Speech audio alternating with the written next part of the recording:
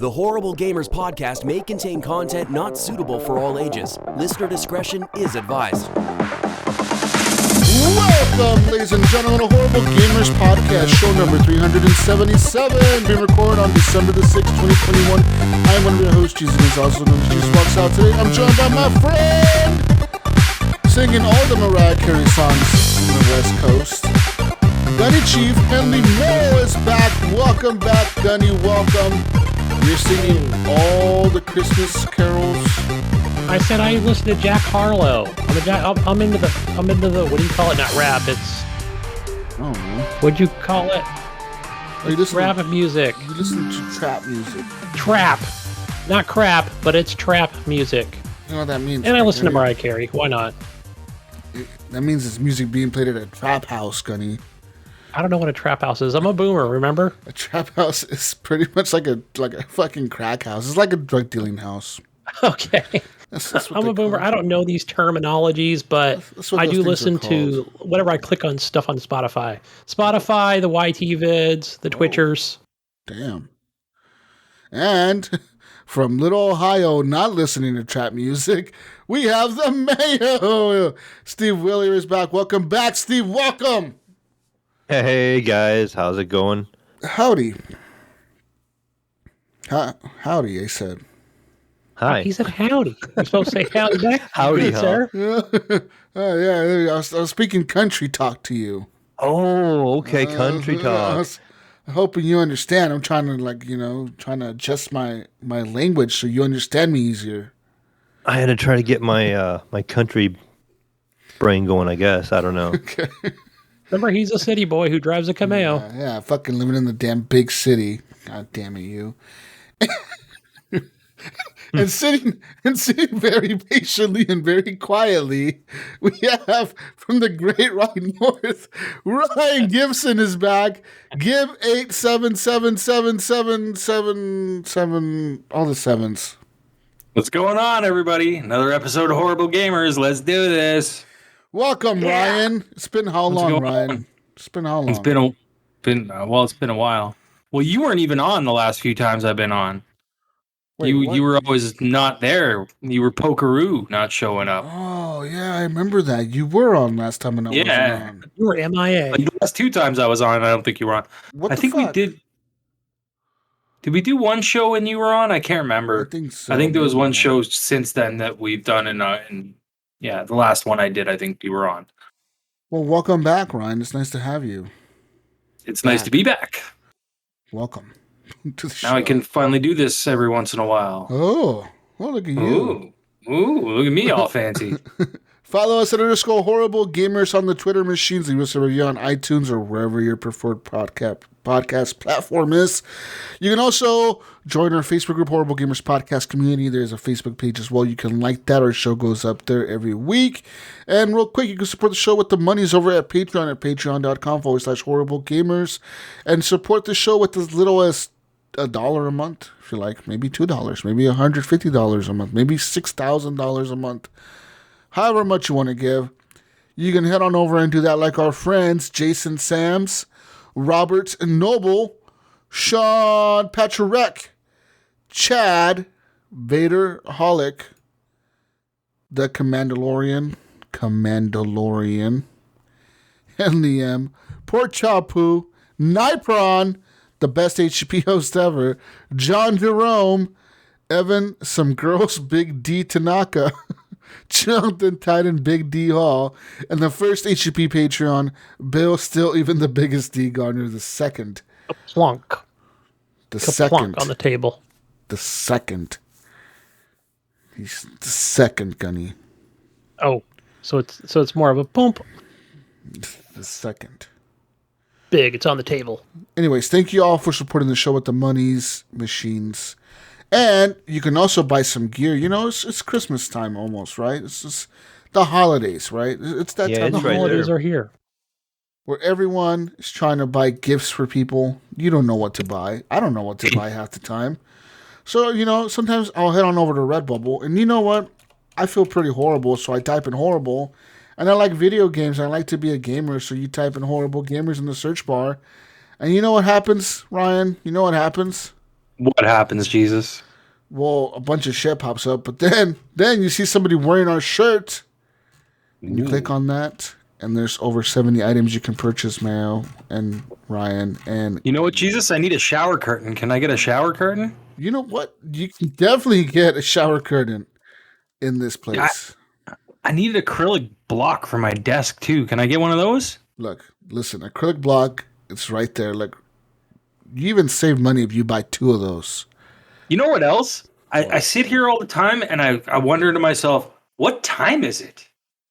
Can you get a clock? I bet you could. I bet you do. You know what? There's with our lots faces of on clocks. There's a lot of clocks here. Lots of clocks. You can buy a clock. You can buy. Now, sometimes when I'm sitting here doing a podcast, though, my feet get really cold. Can I buy a pair of socks? Definitely. Lots of socks to choose from as well. You got low cut socks. You got the long tube socks. Man, you got me covered. We got everything for you. You know what? I'm ordering everything right now. Go ahead. Go over to Redbubble. Get yourself some gear, ladies and gentlemen. How do I do that again, Jesus? You have it on over Redbubble, right? Redbubble. Yeah. You type in HGP. Oh yeah. HGP or Horrible Gamers Podcasts on the search bar, and then you can just search what you want to buy.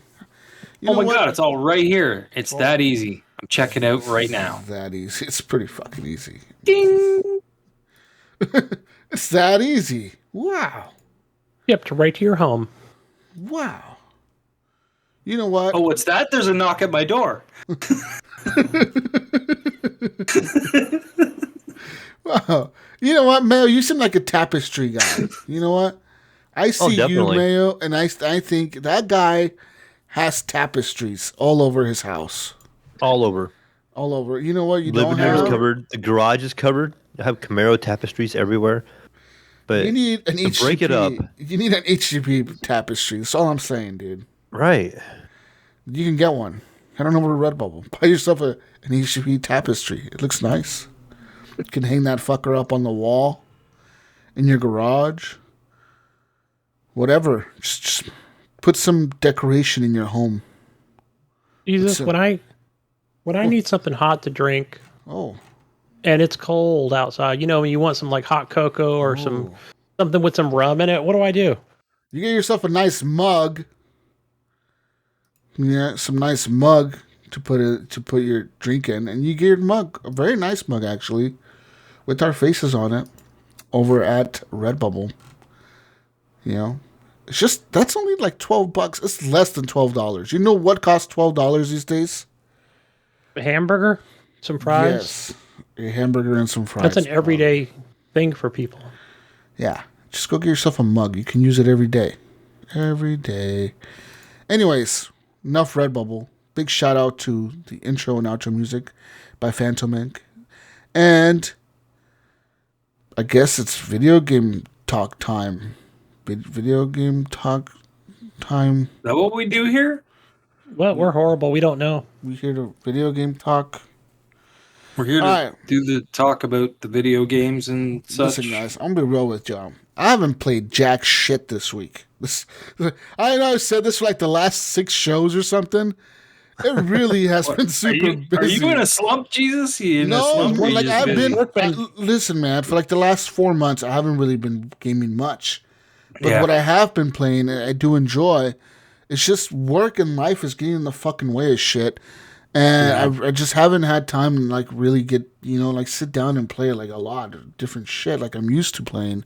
Yeah. And like my time is very limited. So like sometimes what I do is, like I get home and I'm like, okay, I got like 3 hours to play a game. Okay, I could play my Switch, I could play my PS5, I could play my Xbox, or I could play on the PC. What do I want to play? And then I'm like, okay, I could play on Steam, I could play on Epic, I could play on Uplay, I could play on Game Pass. Got too many choices. Yeah, and there's too many choices, and my brain gets overwhelmed. And I'm like, fuck it, I don't want to play nothing. It's too much. Because if I play the PC, then I feel like I'm neglecting the PS5. If I play the PS5, it's like I feel like I'm neglecting the PC.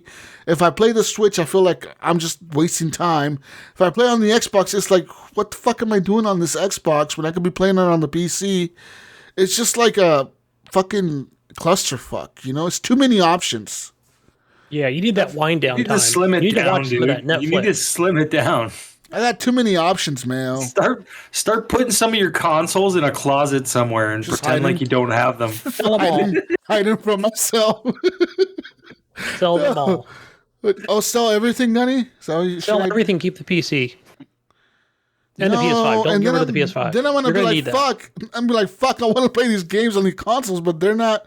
Now I don't have a console anymore, and I want to play that fucking game. I'm saying, man, you hide it until a game comes out that you want to play, and then you just pull it out and set it up, and away you go. And that'll be your distraction, your deterrent against setting it up. Is you got to get it out and set it up again. And you're like, oh, this game comes out now. I'll go set it up. Oh man. See, I don't know. Oh yes. I'm thinking about it, man. Because like I said, like too much can be a problem sometimes. You know, too much of anything could be a problem. You know, and there's too many options, too many problems. Oh, I bet there's some people listening to me like this fucking asshole. He's got everything, and he's fucking complaining about it. Fucking douchebag over here complaining. It's like Mayo complaining he has a Camaro. Oh God, guys, it's so hard. So hard. Difficult. So hard to drive on it. Oh, what do I do? So hard to drive a nice car down the road. Oh man. It is. It's stressful. You got to like be careful of what you're behind, and you got to make sure it's clean. You can't have a dirty car. See? You can't have a Camaro. And when you park, where do you park? You park probably like all the way at the end of the parking lot or something. Yeah, it's in the back of the parking lot, and I walk 3 miles to walk to my local Walmart. Parked off the highway. And Exit, there's the one asshole that parks right next to you every time. Right, he's got like his 1969 rusted out fucking car. He's parked right next to you, like right Ford up against F100. Oh shit, man! I'm just saying, too many options could be bad. And like I said, so like I get home and I want to play a game, and I'm like, I want to play a game. And then I got Brink over here telling me he wants to play fucking Apex, and I'm like, dude, I don't want to play Apex. Apex is dead to me. Nah, Apex is good. That's fucking hobo shit. All right, we don't play that shit around here. And I'm like, maybe I want to play some Call of Duty. And then I'm like, nah, I don't want to fucking launch Call of Duty. Maybe I want to play with Gunny, but Gunny doesn't fucking ever play anything. So I'm like, what do I play? What do I play, Gunny? Battlefield. Of course. So I go and play Battlefield. And that's what I've been doing for the past week. I've been playing some more Battlefield. They've released a new update. It's called Patch 3 now or something like that. This is the big patch. Did they make it good yet? Well, they haven't really changed the core gameplay of it, but they have made some improvements to the game in general. I mean, the game is running a little bit better, but there was a lot of bug fixes and stability fixes and glitches and shit that were going on that they patched. There was one glitch where you can drive the hovercraft up a building, literally drive it up the building, on the side of the building. And they fixed that glitch. They fixed another one where it's just different ones where like the guns were doing certain dumb shit, Honestly, Jesus, you were the only person that I heard say that game was good. Really? Yeah. No, and I really like it, man, because like I really do have fun playing the game. I mean, I've been playing it with Jesus, and I've been having a good time. I haven't had any issues with it. I thought the game actually looked really good when we played it the other night. It looks pretty, I'm running on high settings. You don't have the destruction. I don't think we had as much. No. As the old ones. I mean, for me, the only complaint I have right now, and I don't know if Jesus feels this way or not, but I feel like the map is too big. Like, I hate it when I have to spawn in and just run and run, and then you get where you gotta go, and boom, you're dead. It's like 10 minutes. I'm like, oh, I'm finally in the action, guys. But they're like, it's about damn time. If you don't get a car, you have to run forever. Yeah. No, that's what I hate about Battlefield 1.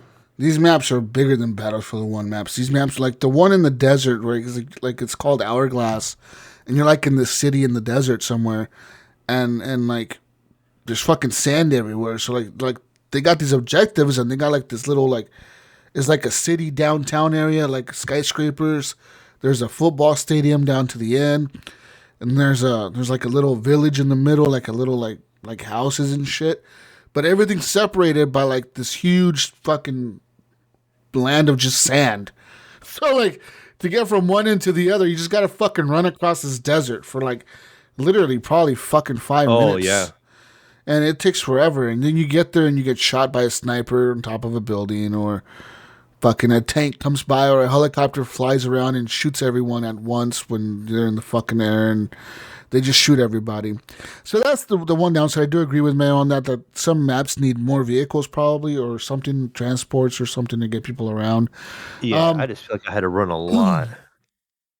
Other than that, though, the game it's pretty good. Now, there is still some glitches in the game that I'm very, very frustrated about. One of the main ones that is my biggest gripe, that I don't know how they did this, but the game originally, when it came out, you can remap all the keybinds like just fine. It was fine. Like the first week it was out, I want to say the first few days the game was out, you can get into the key bindings and remap everything, and it was just fine. You could just set whatever key binds you wanted to whatever on your controller, or your controller, or your mouse and keyboard. I don't know if it was, I think it was after patch 1, which was the first week the game came out. After patch 1 came out, they introduced a bug into the game where if you try to change your keybinds, the game freezes. Now, the game is still running fine in the background, but the fucking menu to change your keybinds locks up. Like, it brings up the screen that says, okay, select the key that you want to bind this to. So you try to press, like, A or whatever the fuck. You're trying to bind it to whatever. And it doesn't do anything. You try to press it, nothing. And and it says press exit to clear bind or to just exit. And you try to press exit or escape or whatever. And you're trying to hit it and it doesn't do anything. So you have to literally shut the game down completely, Alt F4 that bitch, and then relaunch it to just find out none of the keybinds you set even saved. Like, there's nothing changed. It's all default still. And my biggest gripe with that is that on the controller for the Xbox, they have it set to where when you're flying a helicopter or a jet, the chat button is your trigger. Like the right trigger. Now, that's fine and dandy if you have I think if you're flying with like the default controls, you should be okay because you don't really need the trigger. But me, I switch it up, and I like I said before in the podcast, I make my throttle up and my throttle down my triggers. Like throttle up is the right trigger, throttle down is the left trigger. So when I'm flying a fucking helicopter, I throttle up with the right trigger. Well, what happens when I'm being chased by another helicopter or a jet, or somebody's trying to shoot me down? I'm doing all these crazy fucking maneuvers, right? I'm trying to like go around buildings or go down on the ground really low and then go back up. And what happens when I press the right trigger to throttle up? Well, the fucking chat window opens up. So like I press the trigger to go up and the chat window pops up for a second. And if I keep like holding it down, it eventually goes away. Like after literally it's a second or two, like a second and a half probably. And then it goes away. And then it starts going up, like the helicopter or the jet will start throttling up or whatever, And, like, it wouldn't be a problem if the window didn't pop up. But this little fucking window pops up, and while that chat window pops up on the screen, my helicopter is going to the fucking ground. And there's been times where my helicopter has barely touched the ground, and I'm talking, like, barely even tapped it, and I blew up. So it was kind of bullshit. There's been lots of times where I've died because of it, and it's kind of annoying. But I don't want to learn the default control on the controller. Like, I fucking don't like their default settings, whatever. Like, you throttle up with the fucking, the thumbstick, and then you turn also with the same thumbstick. And it's so weird. I don't like it. Like, it's just really bad design. So that sounds to me like they didn't even bother with the controller on PC. Well, no, right? you can. No, they did, because you can remap the entire controller. Like, you can go into settings and remap the entire controller. You can say, I want the controller to do this, and that, and you can do it. Problem is, though, Gunny, when you go to that screen, the game freezes on that screen. So the game stuck. It's just stuck there. And that's the biggest problem. It just sounds like they just threw something together as a default, on the controller. They didn't give a shit. No, because I feel like the same default, it's not the same on the consoles. Whatever the default is on the PC is going to be the default on the consoles. Yeah, but it's just shitty. Shouldn't be pop-up chat. Well, it should be like the select button or something. It is on the PC. I mean, I don't know what it does on the console. Or the X button or something. I'm assuming on the console it probably does the same exact thing because it's crossplay. So the chat window is there no matter what you play on. Because there's crossplay, so that chat window is going to pop up no matter who you're playing against, because you cannot disable crossplay right now. Like there's a crossplay thing on the PC, but you cannot toggle it on or off. Like it tells you like do you want to play crossplay? You can enable crossplay or disable it, but it's grayed out. Like it doesn't let you disable it. It's just on. So it's like, why the fuck do you even have this in here then? It's like, I don't know how they fucking introduced this stupid fucking key binding bug. And they haven't fixed it yet. And yeah, well, they did the same thing, or 343 did the same thing with Halo. They put in crossplay, but no way to disable it. And my biggest gripe is that fucking bug, man. I really wish I can remap my controller to how I want it to be. Because I had it like that originally, and then they did an update and they reset all the controls. And then I went to remap it, and I found this stupid bug, and I can't get past it. I've gone into the fucking file folder and deleted my fucking profiles or whatever. I've done all kind. I've went into the fucking rabbit hole to look for a fucking solution for this, and there is none.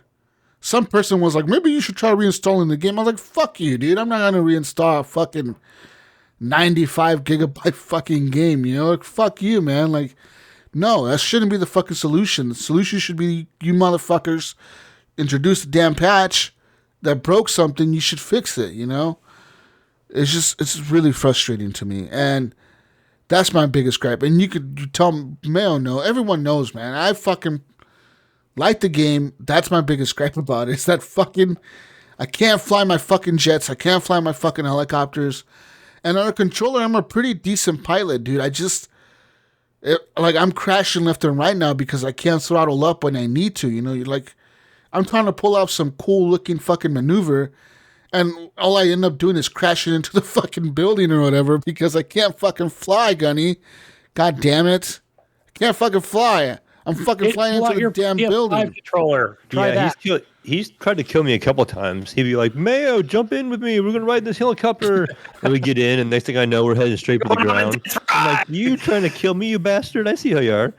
No, the thing is, I can't throttle up. So we're going down, buddy. Sorry.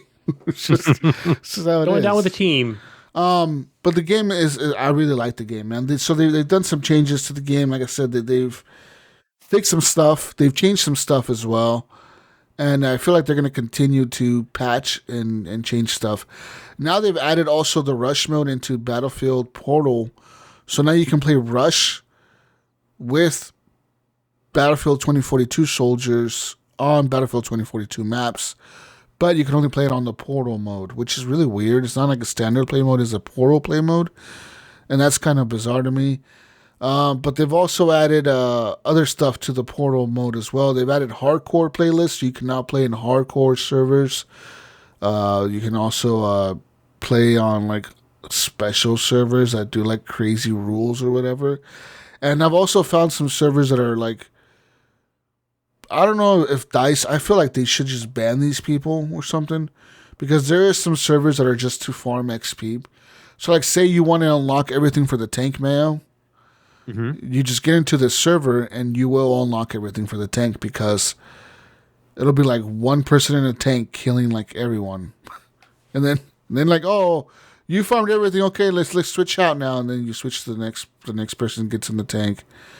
Or you want to unlock it, like you want to unlock the attachments for your guns. Go play on this server and we're going to farm whatever. We're going to farm XP for the guns or whatever. And and people are just doing that. That's how some people have all the guns like right away, or like all the attachments for a gun.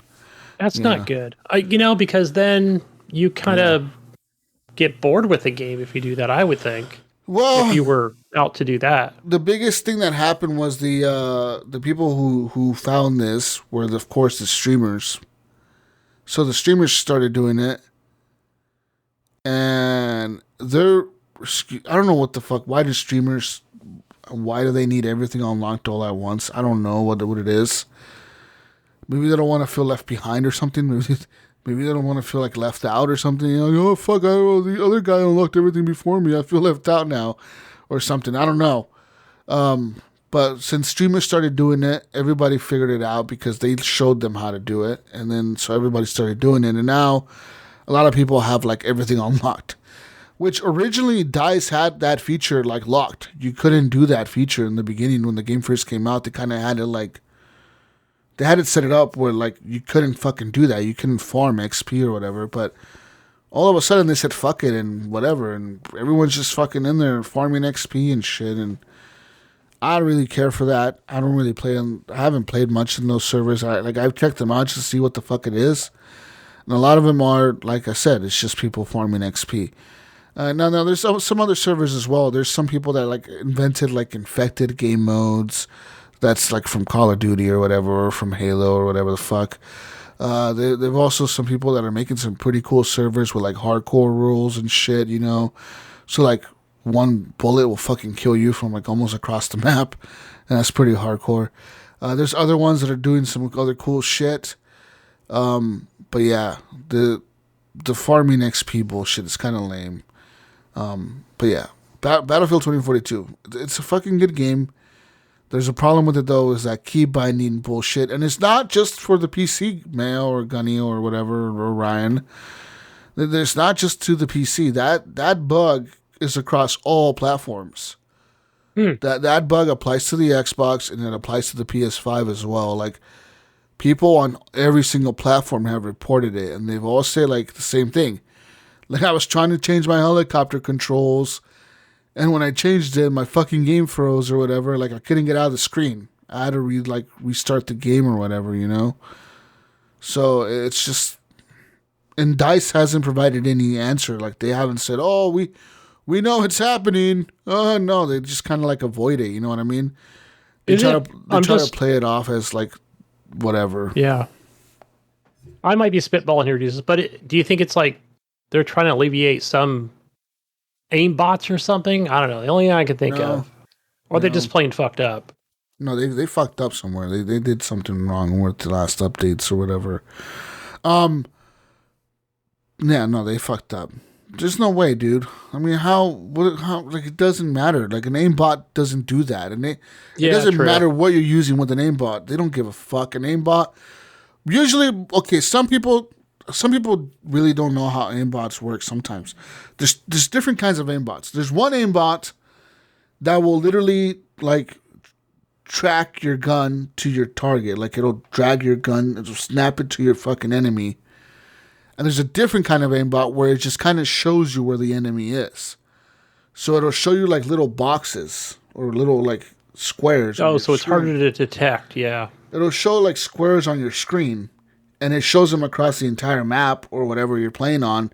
And it'll be red for, like, shoot here, or green for don't shoot here. You know, for, like, friendly, not friendly. Friendly, not friendly. And then, like, yeah, so once you know, you get used to the squares and you memorize them, you can just run around the map seeing where everybody's at all the time and just fucking shoot them right away, because you get the drop on them every time, because you know exactly where somebody is, and they don't know where you're coming from, so you just fucking kill them. You know? But DICE says they're working on the anti-cheat because some people have broken it already, and they're saying they're working on anti-cheat and stuff, and I don't know, man. I like the game. I really do. It's just that one bug really bums me out. Like, it really does, man. Like, I want to fly a helicopter, Mayo. I want to shoot people from a helicopter. Wants to be a chopper pilot. I want to fly a jet around the map and blow everybody up. But I can't when I can't fucking go fast. Damn it, Mayo. But yeah. Get this man a flight stick. I know. I'm like hanging on for dear life. I get in there with a helicopter and he's flying around. I'm trying to shoot things. He can't hold it still. He's always turning and swerving. Yeah, well, that's normal. That just happens. Yeah. My aim is bad enough. I don't need you to sit there and try to turn and swerve and it's hard, man. So sometimes, like, I feel like I feel like being in a helicopter, it's fucking hard to kill people, and then when you're in the helicopter, you can get killed pretty quickly. I feel like helicopters and shit go down pretty fast. You know?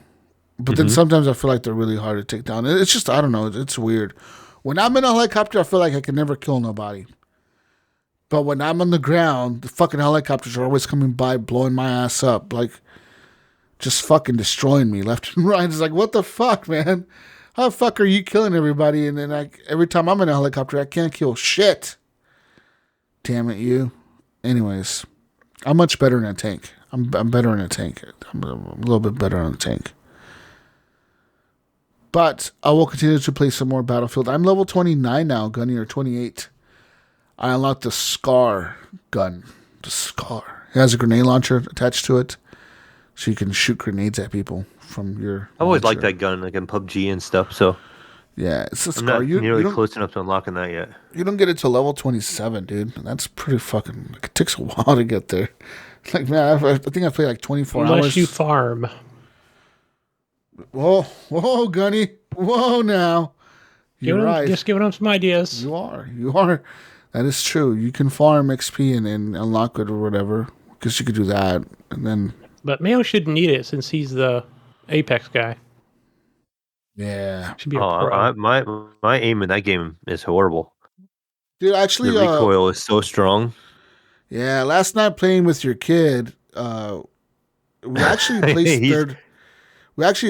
We placed third place. Like we did really good actually. The squad did or whatever. Yeah. He's got a different ability to aim than I do. It's a lot better. I mean, yeah, I was like, actually in that match, I was flying a helicopter around forever. Like I was alive probably for like 10 minutes in a helicopter. Like legit just flying around with people and fucking we were just shooting everything. I got like a bunch of assists on that one. But yeah. That's all I really have been playing, man. Like there's guys, I have a dilemma. Ryan. What's your dilemma? Okay, there's games that I want to play. There's 2 games that I really want to play right now. What games do you want to play, Jesus? These are games that I already played. Oh, you played them already. You want to replay them again? I want to replay them. What games are those? Guess. Can you guess my 2 games? Deathloop. No. No, that's not one of them? Wow. Okay. Returnal. Nope. Call of Duty. Nope. Not Vanguard? Okay. Nope. Okay. Mass Effect 3. Nope. Oh, you guys, Right. Come on, man. You guys should know this. What are you talking about? You just named every game that you normally play. These are games that I've already beat. They're long games. No, you said that already. No, yeah, he said. They're long games. I already beat them. They're long games. I was gonna say Cyberpunk Boom, that's one of them. and The Witcher. Nope. My other favorite. That was my favorite game like a couple years ago.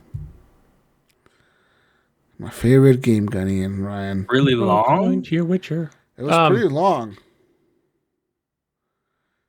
It was really The Last of Us 2. No, that wasn't long.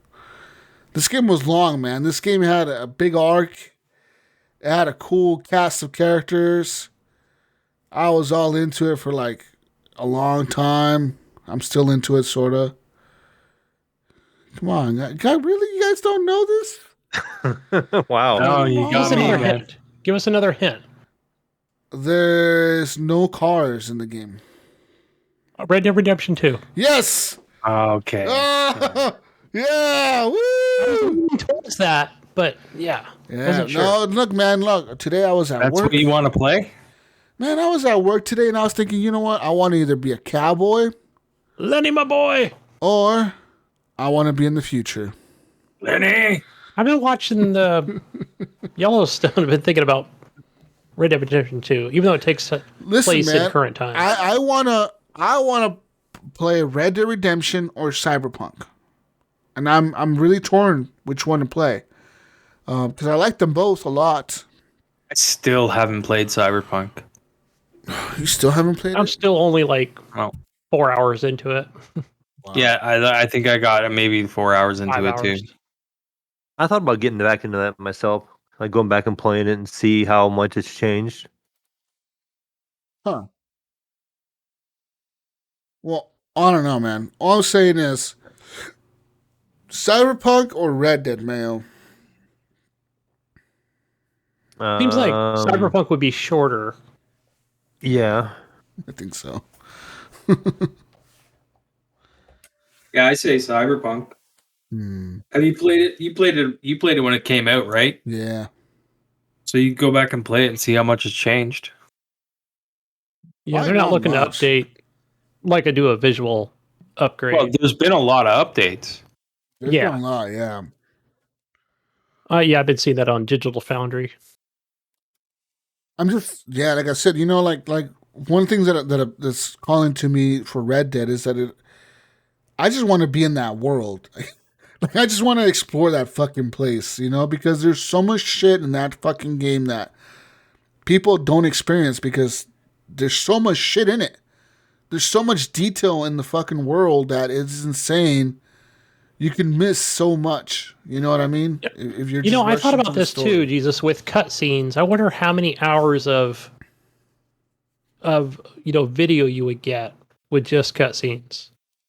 Like just like Just what do you mean? cutscenes, like literally. I'm sure it's somewhere on YouTube. Like Just like you all know, the there's- cutscenes of Red Dead. yeah, I would say probably an hour or two. Probably an hour at least. Easily an hour. There's some Yeah, cutscenes that were definitely. really long. yeah. I mean, they're not like Kojima long, but No, they're yeah, not. definitely They're not like an hour. fucking Death Stranding 3-hour movie long fucking cutscenes. Oh, dude, Death Stranding had a cutscene at the end of the game that literally lasts like 40 minutes. That was like an hour and a half. Oh, it was long as fuck, dude. It was like Or no, maybe I'm thinking Metal I Gear. was- Metal Gear was an hour and a half. I was watching Yeah. it and I was like, okay, guy. I think you made the points of what you're trying to say here, but they just keep going and like it's like he keeps stabbing it and you're like, here you go, motherfucker. Like I'm gonna show you another Here's perspective. the point again. Yeah, and I'm gonna tell you the point again. same shit again, motherfucker. And like it was like, dude, like Kojima, like bro, I got what you're trying to tell here. Like I understand.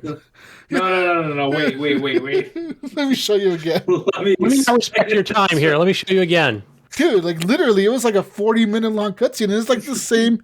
It's like you talking to what I think her name is Mama or whatever, but Yeah. her real name is something else. Like they reveal her real name at the end of the game. Like her real name is like Stacy or Amy or Spoilers, I guess. Amanda or something. Like, but no, like you call her Mama because she's like she is the one that can fucking take care of all the BBs or something, and like they're all made out of her fucking blood or cells or some weird fucking shit happened in this game. Okay, I don't really remember, but there's a bunch of weird shit happened in the game, and these BBs can see dead people, and that's why you needed this BB to run around with you because it can see the dead ghost things or whatever.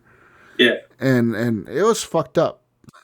And you know what? I thought about going back to that game. I'm like, yo, I should download that game again on my PS5 and then replay it, Gunny, and see if my bridge is still there, bro. My bridge had like 40,000 likes last time I checked. No, it's probably gone now, man. I think they wipe it every like. Do they? Yeah. No, man, my bridge had a bunch of likes. People had upgraded it and shit. It had like holograms and shit coming off of it last time I checked. Because, you can upgrade other people's shit if you put like resources into it, right? So people just kept putting resources into it and upgrading that. Fuck, I went back. All I did was build like a simple ass metal bridge across this 2 rivers or whatever, right? And it was a path that every player. Fuck yeah, dude! That's like a path every player had to take in the beginning of the game. Like you had to go across. I remember these you 2 played that rivers. right at launch. And I fucking put that right there. I was like, you know what? I'm gonna build a bridge right here to help all the people out. And I did it, Mayo. I built that fucking bridge, and I was very thanked for that bridge. I was thanked a lot for that bridge. A bridge to nowhere that everybody liked. Every time I fucking played the game, like notification would pop that said like, player so and so liked your fucking construction or whatever in this area or whatever. I was like, oh, nice. And it's a player so and so fucking upgraded your fucking bridge. And then I went back to it, and like I said, it had like fucking holograms of like fucking what was that other Sony game? That Horizon Zero Dawn. It had like fucking alloy. like PlayStation ads. Yeah, it had like holograms of other PlayStation games on there and shit. Like, what the fuck? It was really weird. I was like, what the fuck's going on here? But I guess it was pretty dope. That game was cool because like you never played with other people, man. But when you came across something somebody built, and you're like, holy fuck. Like they went this same path and they thought about like putting a zip line here and this is gonna help me out. Like that shit was really like cool to see, you know, like you're like, fuck yeah. Thank you to this player who thought of coming this way like I did and putting this stupid ass fucking ladder across this cliff because I need to get across it or whatever the fuck, you know? There was a lot of real cool shit about that game. Like I remember we talked about that before the game was even out. Yeah. And I think we were even poking fun at Kojima for saying like, "Oh, they're gonna like your ladder." You know, we were like, "What? Why are they gonna like our ladder?" We have no idea. Now we know. No, and like it really worked out. Like when you play that game, and it makes fucking sense. You're like, yeah, like fuck yeah, like dude. At the end of the game, there's this whole section where you're like in this mountain, snowy fucking area of that game, and like this is like the end of the game, so you got to go to like all these sections where like there's a bunch of BTs or whatever the bridge things. That's what they're called. The bridge things. It's a bunch of these bridge things, Ryan. Okay? Oh, and you got to get past them to get to this section, and you got to go up there a lot to deliver these packages to this lady or whatever. So what I ended up doing at the end of the game there is I saved up so many resources. Dude, I even went back to like my lockers and the other places that I went to, and I transported everything in like this big fucking cargo truck all back to this one base. And from that one base, man, I just built zip lines everywhere. Like by the end of the game, I could get across the entire that whole area in like maybe a minute or two, because I would just zip line up the mountain, zip line across, zip line the other way, zip line, just like keep going with the zip line all the way to the end of the fucking map, dude. It was pretty dope. I felt so accomplished when I was able to do that, because I was like, fuck yeah, there's other suckers out here running around this whole terrain fighting all these fucking BTs and shit, or crashing their cars into the rocks. And I'm over here just ziplining everywhere like a fucking badass. Yeah, Gunny. Yeah. Good thing there's no chat controller on the right trigger on that game. Fuck. Yeah. No, that game was actually dope. I bet you on the PS5 it probably has like haptic feedback and shit on the fucking triggers when you walk and fall and shit. I remember all that. That was a cool game. You ever beat that game, Mayo? Deathloop? No, Death Stranding. Oh, no. I was thinking about, right away when you said the haptic feedback with the PS5 controller, I was thinking about Deathloop on my PC, because it had that support for the haptic feedback. No, I never finished that game. I wonder... Do I need to go back and try and finish it? You should. I feel like I'd have to start over. Not that I would know what's going on. You never know what's lost. I would go in lost and just stay lost, or I could start over and be lost. Mm-hmm. There's never a point in that game where you know what's going on. At one point, you're fighting this huge, like it's like a giant. Like literally, he's a giant, like the size of a building or like a skyscraper, and he's a person that's a bridge thing. So you have to shoot him with rockets. And he's like it's like a boss battle, but it's like in the middle of the game, like randomly happens. And then there's another time where you fight this huge whale. It's like a huge, it's like a whale, just a whale, Gunny. Think of like a blue whale or something. A huge whale in the mountains. A whale comes out of the ground, everything turns black like oil, and then the whale comes out and it's chasing you around, Mayo. And you have to jump on these containers and shoot the whale until it dies. With your bag of blood, your gun with blood bullets or whatever it's called. How much Sharknado did Kojima watch, That dude must have been so high when he made that game. I'm just saying, man. It's like, not Sharknado, man. It's Whale NATO in the game. You had to have been so fucking high out of your fucking mind to think of this shit.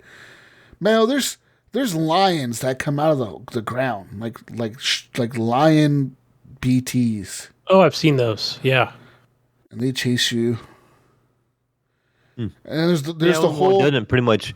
I mean, when you get that goop on the ground, pretty much everything comes out of it, right? I mean, so it would make sense that a lion would have to come out of it. Those are demons coming out. So, sometimes. And then there's like a whole World War II section where you end up like time traveling as Norman Reedus or whatever his name is in the game. You time travel back to World War II, and you're not really you're in the World War II setting, like it's a World War II trench, and like there's fucking planes and tanks and bombers and people shooting and shit, and like you're trying to get through there, and then there's like this one guy. The entire time there's like another arc with this soldier guy who's like he's like a World War II soldier looking guy.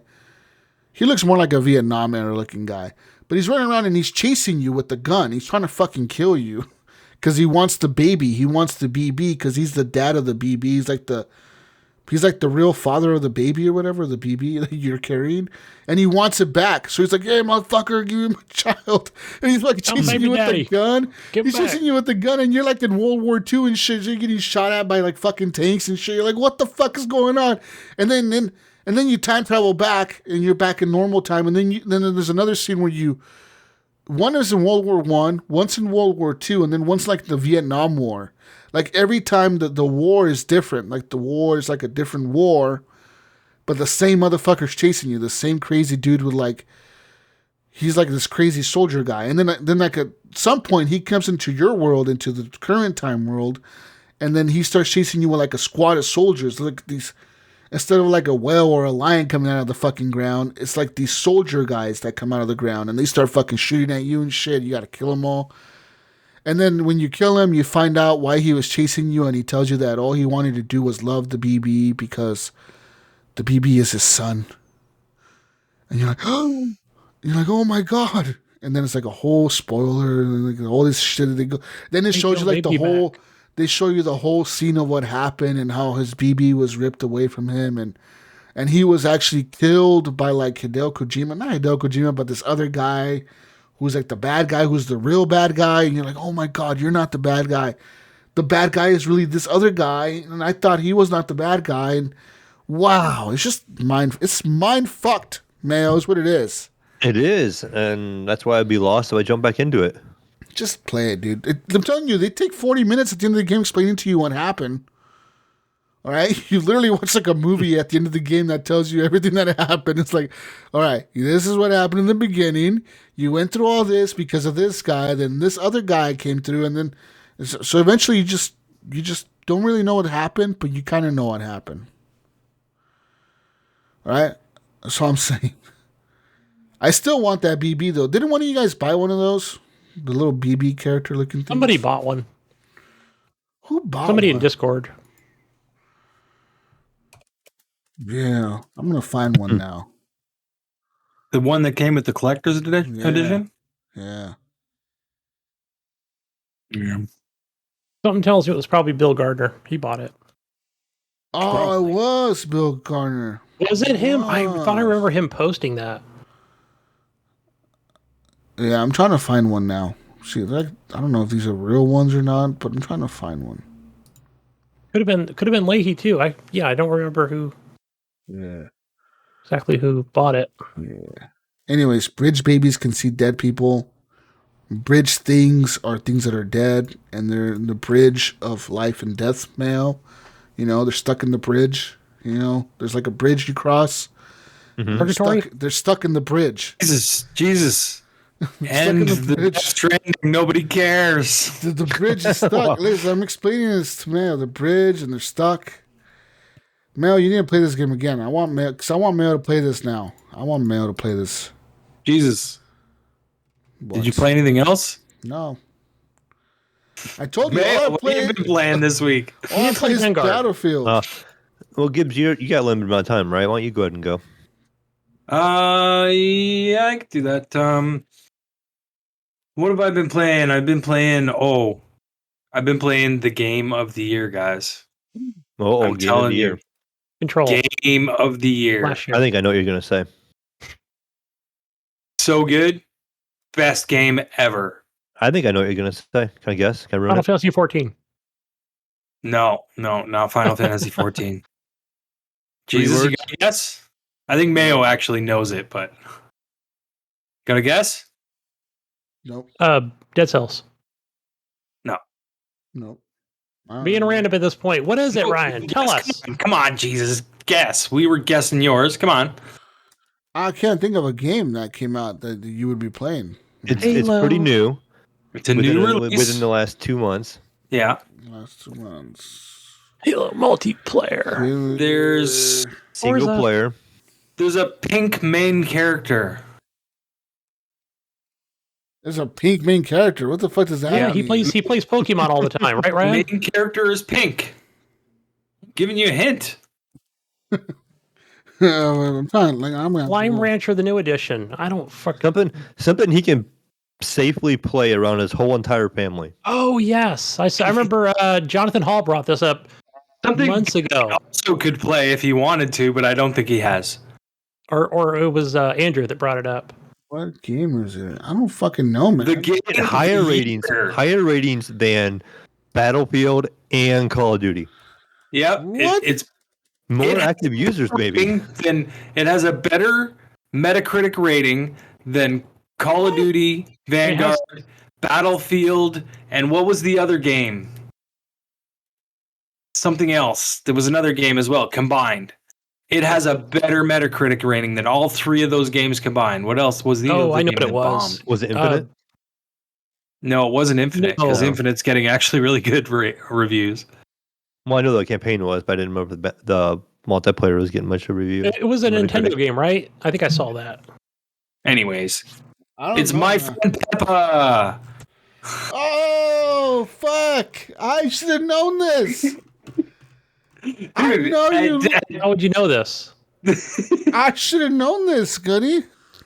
I will be completely and utterly honest that for my daughter, like for a kid's first game, it's an awesome first game because it's going to teach you how to move around and how to push buttons when you're prompted to. You know what I mean? And that's all it is, really. And you just wander around like these Peppa Pig setups, and of course she's going to love that because she loves Peppa Pig. You know, and then you create your own character and become Peppa's new best friend, and you live with her, and then you go on these adventures with Peppa. And it's well done for a game for toddlers. That's all I'm gonna say. I was making a joke about Game of the Year, but yeah. So I've been playing that with my daughter, and that's actually not bad if you're looking for a game like that to play with a little kid. You know, she's 3, so she doesn't really. I've been playing Lego games with her, but she doesn't really get it. But yeah, My Friend Peppa is actually a good game if you got toddlers and you want to play games with them. And what else have I been playing? I played a little bit of Far Cry 6. I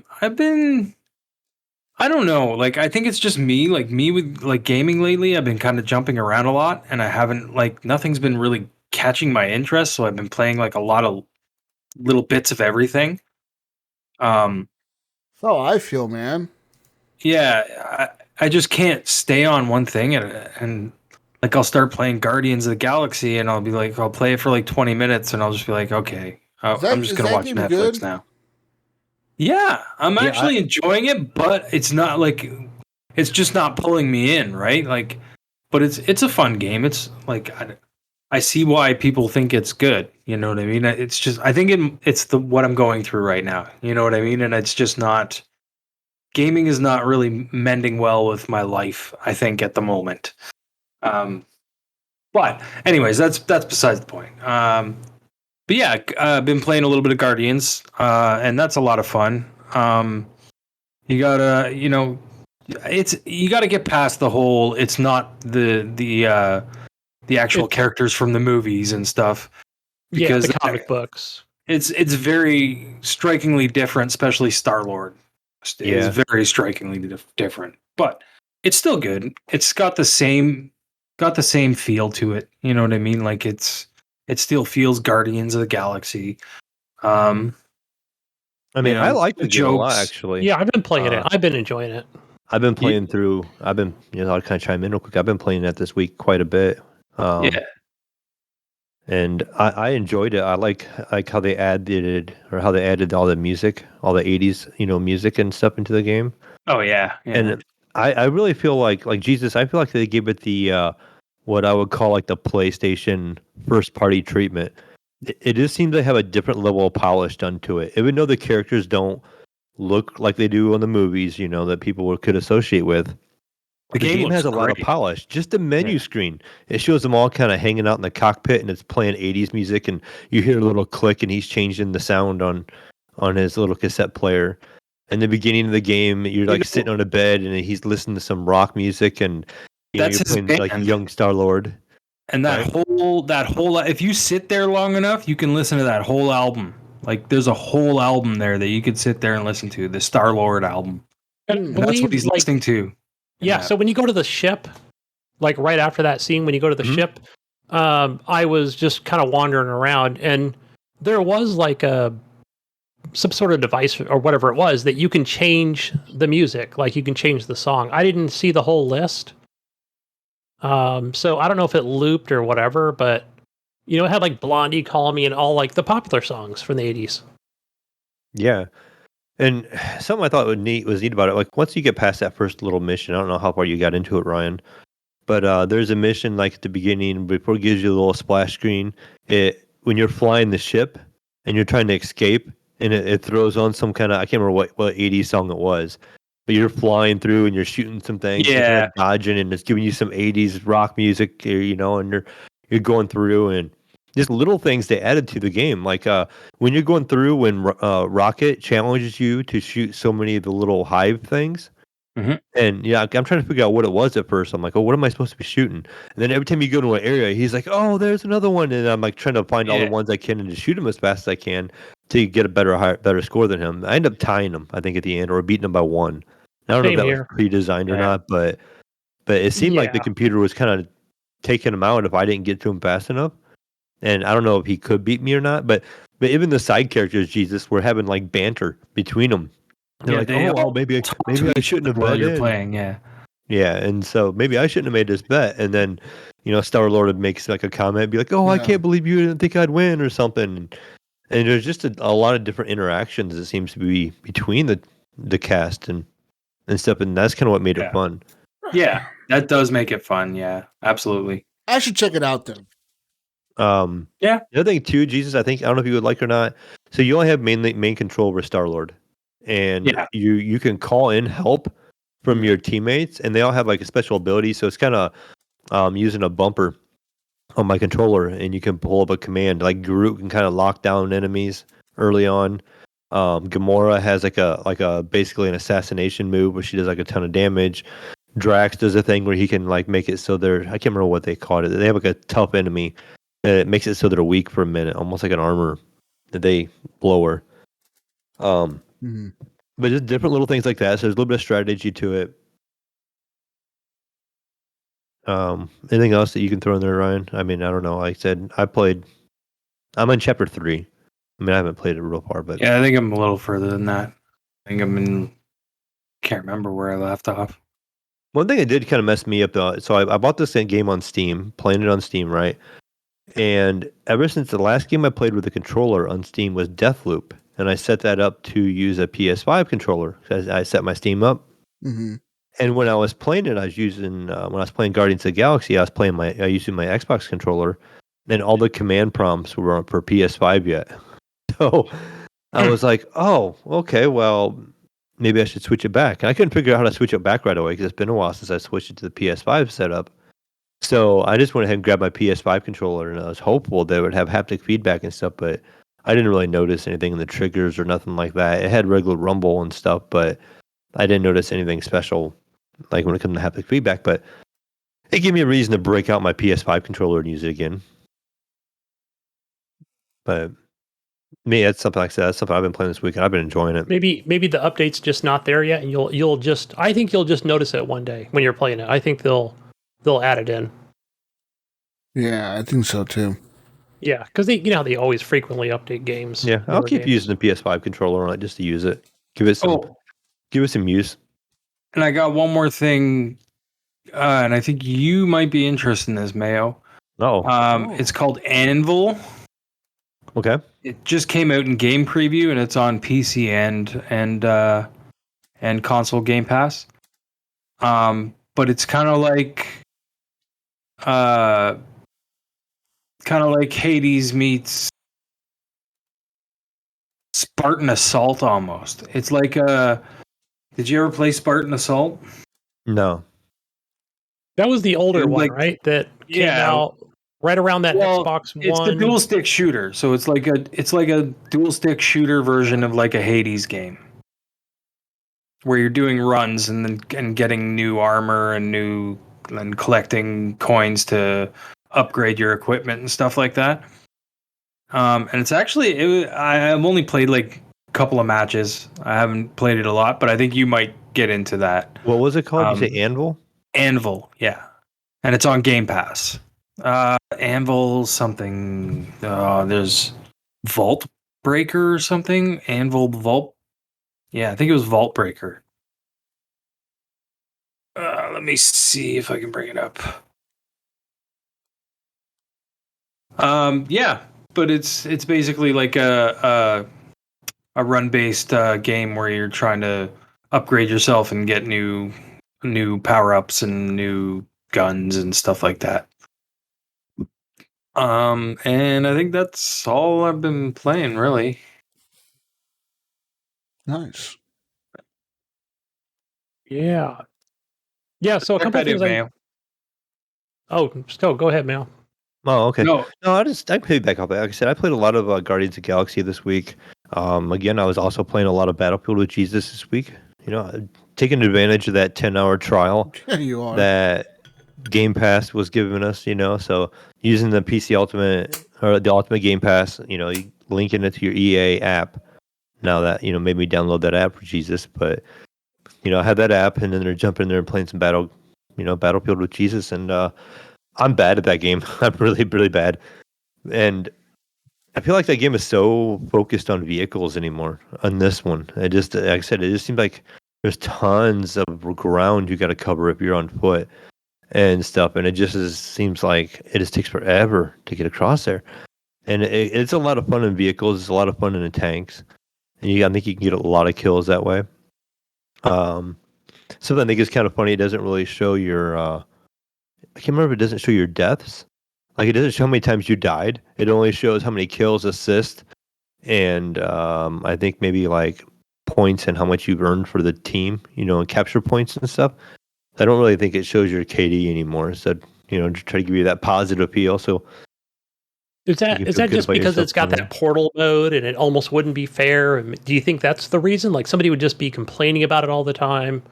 Maybe if they don't understand what this portal mode is or whatever. Or it's just to let people feel good about themselves that aren't as good at the game. Gives you that confidence builder, because even at the end of the game, like it's eating around, it gives out kind of like some awards. And it usually you would be able to see the score or like where you finish and stuff. It doesn't show your deaths, it won't show. It's probably a good thing for me, right? Since I like to play in baby mode anyway. So that would just make me cry, every time I looked at my KD, Right, and you're like 2 and 30 or something like that. Yeah, like, 2 and 89 deaths or something. But it looks way better if you had like 2 kills and 5 assists and so many capture points. You're like, oh, I contributed. So. I think that's the culture we're in now, right? Look at YouTube. They removed they didn't remove the dislike button, but now you can't see it. It's invisible. Yeah. I don't know, it's just the way things are going now. But that'll eventually change again. Trying to think what else I've been playing. I've been playing some Pokemon Brilliant Diamond. I jumped in that a little bit. I bought that from my son originally, and took it the other day. I was kind of on the run today and yesterday, so I just brought the Switch with me, and I was able to sit and play some of the Brilliant Diamond. 'Cause you don't really have to pay a whole lot of attention in that game. You can just kind of run around and click on a few things here and there. But he finished the game completely in I think like 4 days, maybe. He played the crap out of it, so now I'm playing a playthrough on it. But The last thing I pretty much played this weekend, and Ryan, I don't know if you would like this or not, but Dead Cells had that big update that has all the other characters in it, and so kind of made me want to jump back into Dead Cells and unlock some of this stuff and see what it's about. So you get characters from the game Skull, the Hero Slayer, I think it's called, and you get a character type thing from Guacamelee and Hollow Knight and Hyperlight Drifter and the game of that Curse of the Dead Gods. Yeah. So they added like Yeah, integration with all these other games into Dead Cells, which I thought was kind of cool. So that and it's basically like a skin / weapon combo. So you can kind of pick it up as a weapon, and then it changes the way you look and it gives you different abilities, but by according to that game character. I know like the Guacamelee one turns you into a chicken, and you can run across the map and you drop little eggs that explode and hurt, and it runs through some people and hurts them. What? And that's just your ability. And then the other one, I think the one from Hyperlight Drifter is like a sword and a shield, or like a sword and a laser gun. So you actually have a gun now in this game.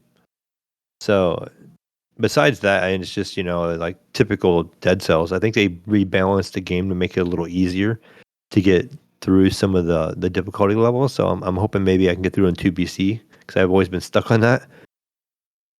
And I mean, that's pretty much it. A little bit of VR gaming, but nothing really to jump into too much in depth. I Some did more buy a couple boxing in games. Oculus or what? Yeah, I bought them on Steam. The fall sale they just got done having. I picked up Guardians of the Galaxy then. I picked up the tower. Was that Balloons Tower Defense or whatever it's called, Gunny? Yeah, Number 6. Yeah, it was there you like go. $1 or $2. I don't know. I never even launched it yet, but There you go. I think I want to say that game is like literally cross-play, even if you have an iOS device or Android or even if on Steam. I think it goes by like kind of like a room code or something like that. Like that's the way it works. If you want to do like a versus mode. Mm-hmm. Then the last thing I want to hit on, I can't remember the name of it now. Super Pet Battler, maybe. They talked about it on VGO, and Michelle was really liking it and stuff. And I tried it on my phone when I heard them talking about it, and it's free on Steam, and it'd probably be way better on Steam, but it's kind of hard to read on my. Yeah. It was hard to read on my phone, like, 'cause it would put a little caption above them, and it just, I don't know. I did not like it myself, but maybe if you could see it better on a full display, it'd be better. But Super Auto Pets. Super Auto Pets, there you go. So I tried that on my phone, and like I said, the screen was almost just too small. I couldn't really see what was going on. It doesn't give you any tutorial or nothing. It just throws you right in the game. So, but that's it for me. What about you, Gunny? Super Auto Pets. Yeah, I did hear them speaking about that. But I just wanted to add to Guardians of the Galaxy. But yeah, I'm a few hours into it so far. So yeah, I would say that really that Star-Lord's the only one that looks different, right? Maybe Dax, obviously is looking different from that main star or whatever his name is. But yeah, but the game looks amazing. I'm playing on the Series S on my LG 4K. It's not as good as my OLED TV, but it still looks really, really good. They did a great job with the lighting, and colors are vibrant, and the game looks amazing. Yeah, but when I first fired it up, I was like, I don't know about you, Ryan, but it kind of gave me that, like, even though this game is, what is it, Square Enix, right? It's like, oh, it feels like almost like a little Star Wars Fallen Order and Control. Only because I'm like, okay, it looks like somebody used some of those same assets in the game. Those same set pieces. Yeah. Like, in the beginning, right? You might be not so much. I mean, there is some platforming. That's essentially what you're doing. And yeah, because I spoke to Ghost Nico, we were playing something else, and he was trying to explain to me like how the combat works. And yeah, it works pretty good, because one thing I was trying to figure out in my head was, well, how does that work when you're in combat? If I'm going to take like, Rocket, and use his ability, like, is that going to be too hard for me, right? Because I'm not going to be playing in baby mode here. Back that up a little bit. I think I just went with normal. I think it was like baby mode, then normal, and then there was like challenging or something like that. So whatever it was, the default I went with. And I haven't. The only way I've died so far is just maybe jumping off a platform that, like, oh, okay, I wasn't supposed to go that way or something. But, yeah, where Groot, you just like you'll come up to a platform and when you're not in combat, and you just tell Groot to, hey Groot, put a bunch of vines down. Yeah, build a bridge. Boom, go across it. At the same time, you're picking up some resources for upgrades. But as far as like the meat of it, the combat, Jesus, I'll say this: where it's left trigger, lock onto an enemy, right trigger to shoot on an Xbox controller, and it feels very arcadey. I think it's fine. It gets the job done. You still have like, B for melee, right? So if you've got these like porcupine balls coming at you, boom, Star-Lord will kick one. You can press the B button, and that's more like your, evade, right? He'll move out of the way if an enemy's coming straight at you. And that could be that's sort of a challenge right there, because some of those larger enemies, you don't know exactly when they're going to come at you and knock you down. Mm-hmm. And at the same time, there are those cooldowns from your other teammates. So, for example, you could pull up, press the LB shoulder button, right? And then let's say Groot, right? All you're doing is just pressing A twice, right? So it's boom, boom. And then Groot will put said enemy, like, he'll tie him down with some vines, and then you can like just shoot the shit out of him, right?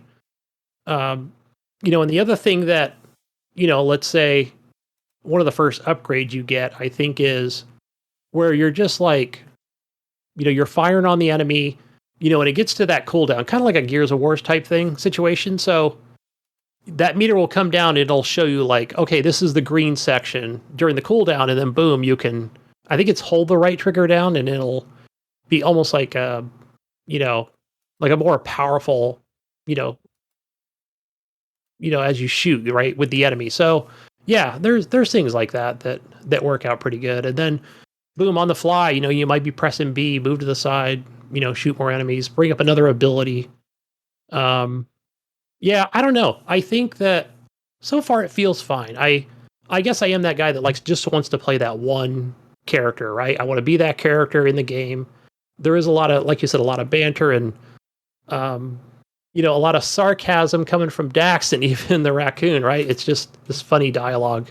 Yeah, going in between all of them, just like the movies, right? Just like it. So they nailed it right there. The other thing you guys didn't mention was the fact that where there might be two other characters talking, right?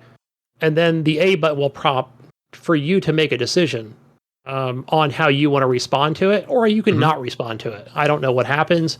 I've just been choosing random, whatever, where they'll talk about a monster, and the monster's, it's this big scary monster, whatever. You can downplay it, or you can, scare everybody or whatever, or freak everybody out and say, yeah, the monster's going to be hard to kill, Do you guys know stuff that doesn't matter to me. Will have an impact on the end of the game or not? Because I do know later on it has impact on a couple little things. Like when you're talking to the lady when you get captured, you make a couple decisions, and there's this little girl. She's like a, I don't know, like 15, 16-year-old girl, something like that, and she's like kind of taking you back as you're like her prisoner, and you end up kind of sticking up for her, and you got to gain her trust or whatever. But I don't know if there's any kind of benefit from that besides that point right there in the game, or if there's something that's going to change down the road because of that. I don't know. Do you guys know? Either. No, I started to read into a little bit of that today to see if there was, but they didn't say anything. Yeah, I don't know. I didn't read the whole piece of it, so yeah, because I was curious about that myself, and that's why I Googled that to see if there's any real impact or any way I should answer, to be more aggressive or, more thoughtful, which option should I choose?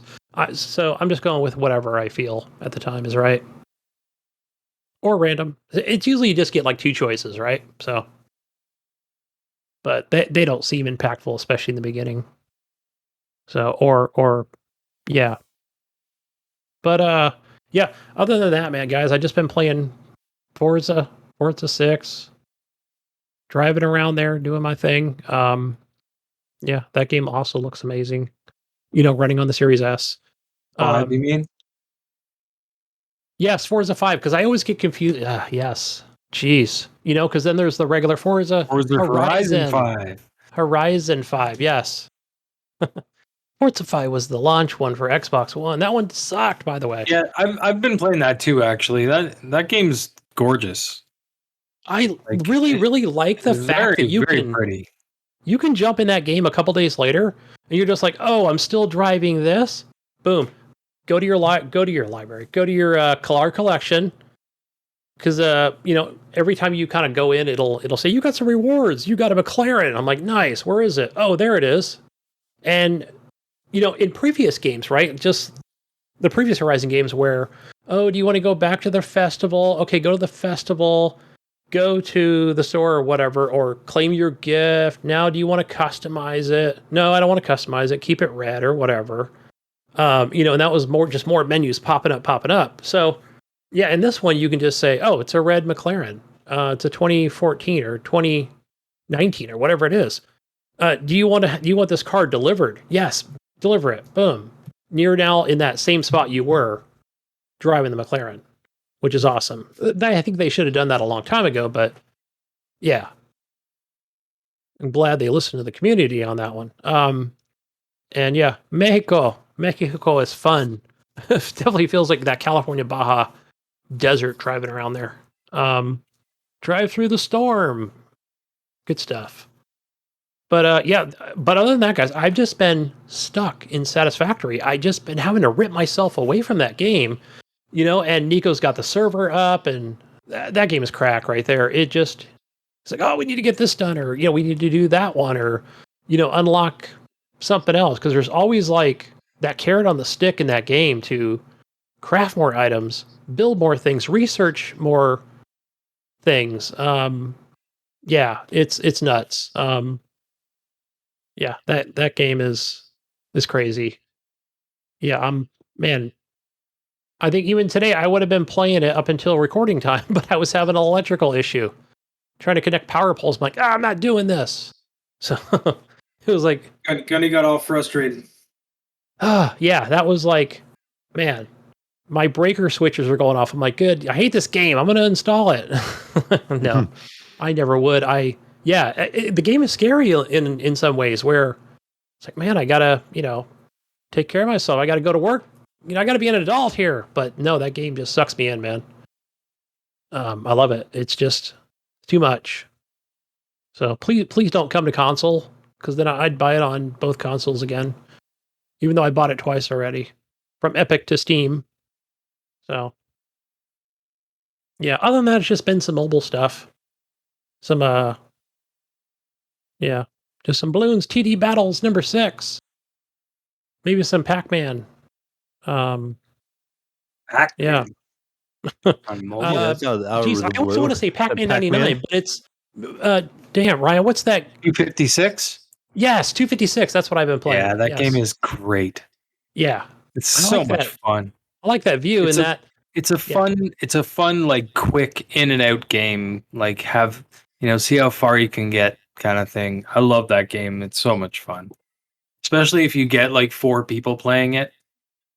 Pac-Man 256. Yeah. If there's like 4 people playing and you're all trying to get up the board and stop the end screen from getting you, because the screen, so there's like a pixelated numbers coming all the way up the bottom, and you got to like rush up. It's a lot of fun. It's an older game, Pac-Man 256. Yeah. Check it out. Yeah, that game is a ton of fun. You know what else I did do, guys? That I completely forgot about until I just looked right over there. I bought a new TV. Nice. Yeah. What is it? What brand? So I didn't have a lot of money, so I wasn't buying anything super high end. But I went with the TCL Series 5. It's not the 120 hertz, unfortunately. It's still a 60 hertz panel. but it has Dolby Vision and it has variable refresh rate, and which I was like, what the heck? When I checked on my Xbox, it had every box checked off except for the 120 hertz, and I'm like, oh, okay. So it Oh, does is that the one everything. that's waiting on a patch? What? No, The no, no. TV. No. My TV's only a 60 hertz panel. Okay. The Series 6, the newest version of my TV, has the 120 hertz, but it was like $300 or $400 more, so I could not pull that trigger. But I've been really happy with it. If you're looking for a cheap TV, I know in Canada it's going for $6.99 right now on Amazon. So if you're looking for a cheap TV that has HDR and Dolby Vision and Atmos and all that shit, it's got everything. It's got a pretty good game mode. I have mine when I'm watching TV in sports mode because the picture quality is like the best on that for some reason. I find, anyways, the sports mode is really good. But anytime a game starts up, it flips into game mode and like does different stuff with the HDR. My only complaint with this particular TV is it's not bright enough. Like the HDR isn't quite as bright as I would like it to be. But my old TV was worse for that, so it's a little bit of an upgrade. But you can really see the difference between like a high-end TV and this TV. You know what I mean? But this TV has a lot of the bells and whistles that those high-end TVs do have. You know, so if you're on a budget, I think this was a really good choice. If you can spend the extra $300, buying the Series 6 will future-proof you. You know what I mean? Which one do you have? The Series 5? Yeah, TCL Series 5. How come on here it says that it has 120 hertz? It might do it at not at 4K. It might do it at 1080. Oh, it probably does it at 1080, huh? Yeah. You know, Ryan, I was watching TV ratings on the But the variable refresh YT. rate clicked off on it, and I was like, whoa, it does have that. And I'm like, I didn't think it Ryan, did. I could be wrong, but I was watching a YT vid. The TV ratings, there was the TCL. It might have been the Series 6. That one might be the one that's waiting on that patch for the 120. No, it does 120. Yeah, but I think currently it's not working until there's a patch. But again, that's been a week. Okay. That has been a week. So I was thinking, it might be the 5, but no, the review was for the 6. No, because the 5 is a 60 hertz panel. The actual panel is 60 hertz. So I'm pretty sure. Are you sure you're seeing 120 there, Jesus? No, I was looking at a different model. Yours is okay. Yours is Series the 5. is a 55-inch Series 5. Series 5, 55S 535 is the number of it. Oh, I don't know. I'm pretty sure it is because it says that the panel on this one is 60. On the other one, it said 120. Yeah. It's $500 here in the U.S. on Amazon. 500. Yeah. There you go. If you want a cheap TV, it looks gorgeous. It really does. It pops. It looks really nice. Nice darks. It was a little blurry for a bit, but I did a little calibration stuff, and it looked better when I was done with it. But yeah, for the most part, out of box, it looked pretty good. I just had to tweak a couple of things. But yeah, so if you want a cheap TV, TCL 55-inch Series 5, or they have a 55, a 65, 75. And if you want to spend a little more money, get the Series 6 and future-proof yourself. Good cheap TVs. Anyways. This week's episode of Horrible Gamers is brought to you by TCL. The TV made by, is that Best Buy? I think that's Best Buy, right? Brand? No, it's not a Best. No. It's like some TCL China brand or something, isn't it? Yeah, I think maybe something like that. I have Is no it Best idea. Buy like Westgate or something like that? No, Insignia. No, Insignia. Yeah, that's right. Yeah, that's the one. I see Who's Westgate? Comcast Are they is their making own? TVs at $300 a pop. Westgate, I think, is maybe that was Walmart at some point. You mean Westinghouse? I never heard of No. Westgate. Yeah. Something like that. I don't remember. Westinghouse. What's Yeah, and Walmart? Comcast is making TVs. I can't believe it, but Walmart. Great value TVs? yeah, it's like, I don't know. I think they're they go up to 300. I don't know. Yeah, it's weird that they would even do that, but probably includes a modem or something. I wonder what is Walmart? I don't think they have their own. Yeah, let's see. Who is? I don't think They just kind of sell all the junk TVs. Yeah. They sell anything. They really don't give a shit. Yeah. Anyway. Let's see. Who makes the TCL? China. Look, I looked it up. All it says is China. That's it? China. High sense. I need a high sense. China. Where we're fucking banned. I'm never gonna go to China, dude. I'm never flying there. It does say TCL's lineup is mostly budgeted. WalksAlot, motherfucker. Get him. As soon as I step off the plane, they're gonna fucking have customs waiting. Can you step over here real quick? Oh, and they do rate high, the TCLs, even though they're budget rated. That's what I'm saying. For a low budget TV, if you're looking for a low budget TV, just go to a Best Buy or wherever sells TVs and look at the TCL TV. You look at it and you will be impressed with, what you're getting for the price. And like I said, you're not getting all the bells and whistles of the high-end TV, but you're getting most of them. So, that's the way I looked at it. And I wish I had a couple extra $100 to get the Series 6, because then I would have had 120 hertz. But what can you do when you live in a shoe, right? Yeah. You live in a shoe? So here, Ryan, pretty much. I think there's an Amazon TV, which is rated the highest, the Samsung, and then the TCL. Yeah. So it's the third in line. Well, it's the 4 series, but maybe this is an old ass article. Oh, the 4 series was even worse than the 5 series. Yeah. All right. Well. Yeah, that's it, guys. When we get into some news.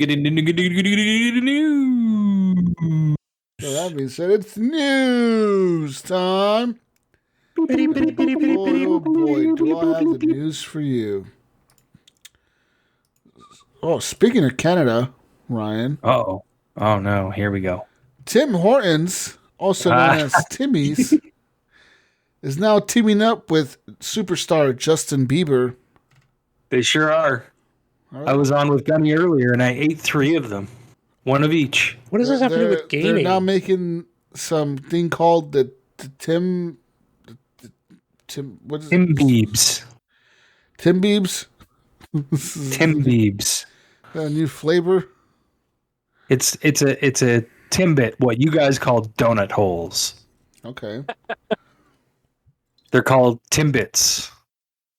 And then Justin Bieber made 3 Timbits. Do you got the flavors there, Jesus? You got the flavors? Tell them about the Canadian flavors.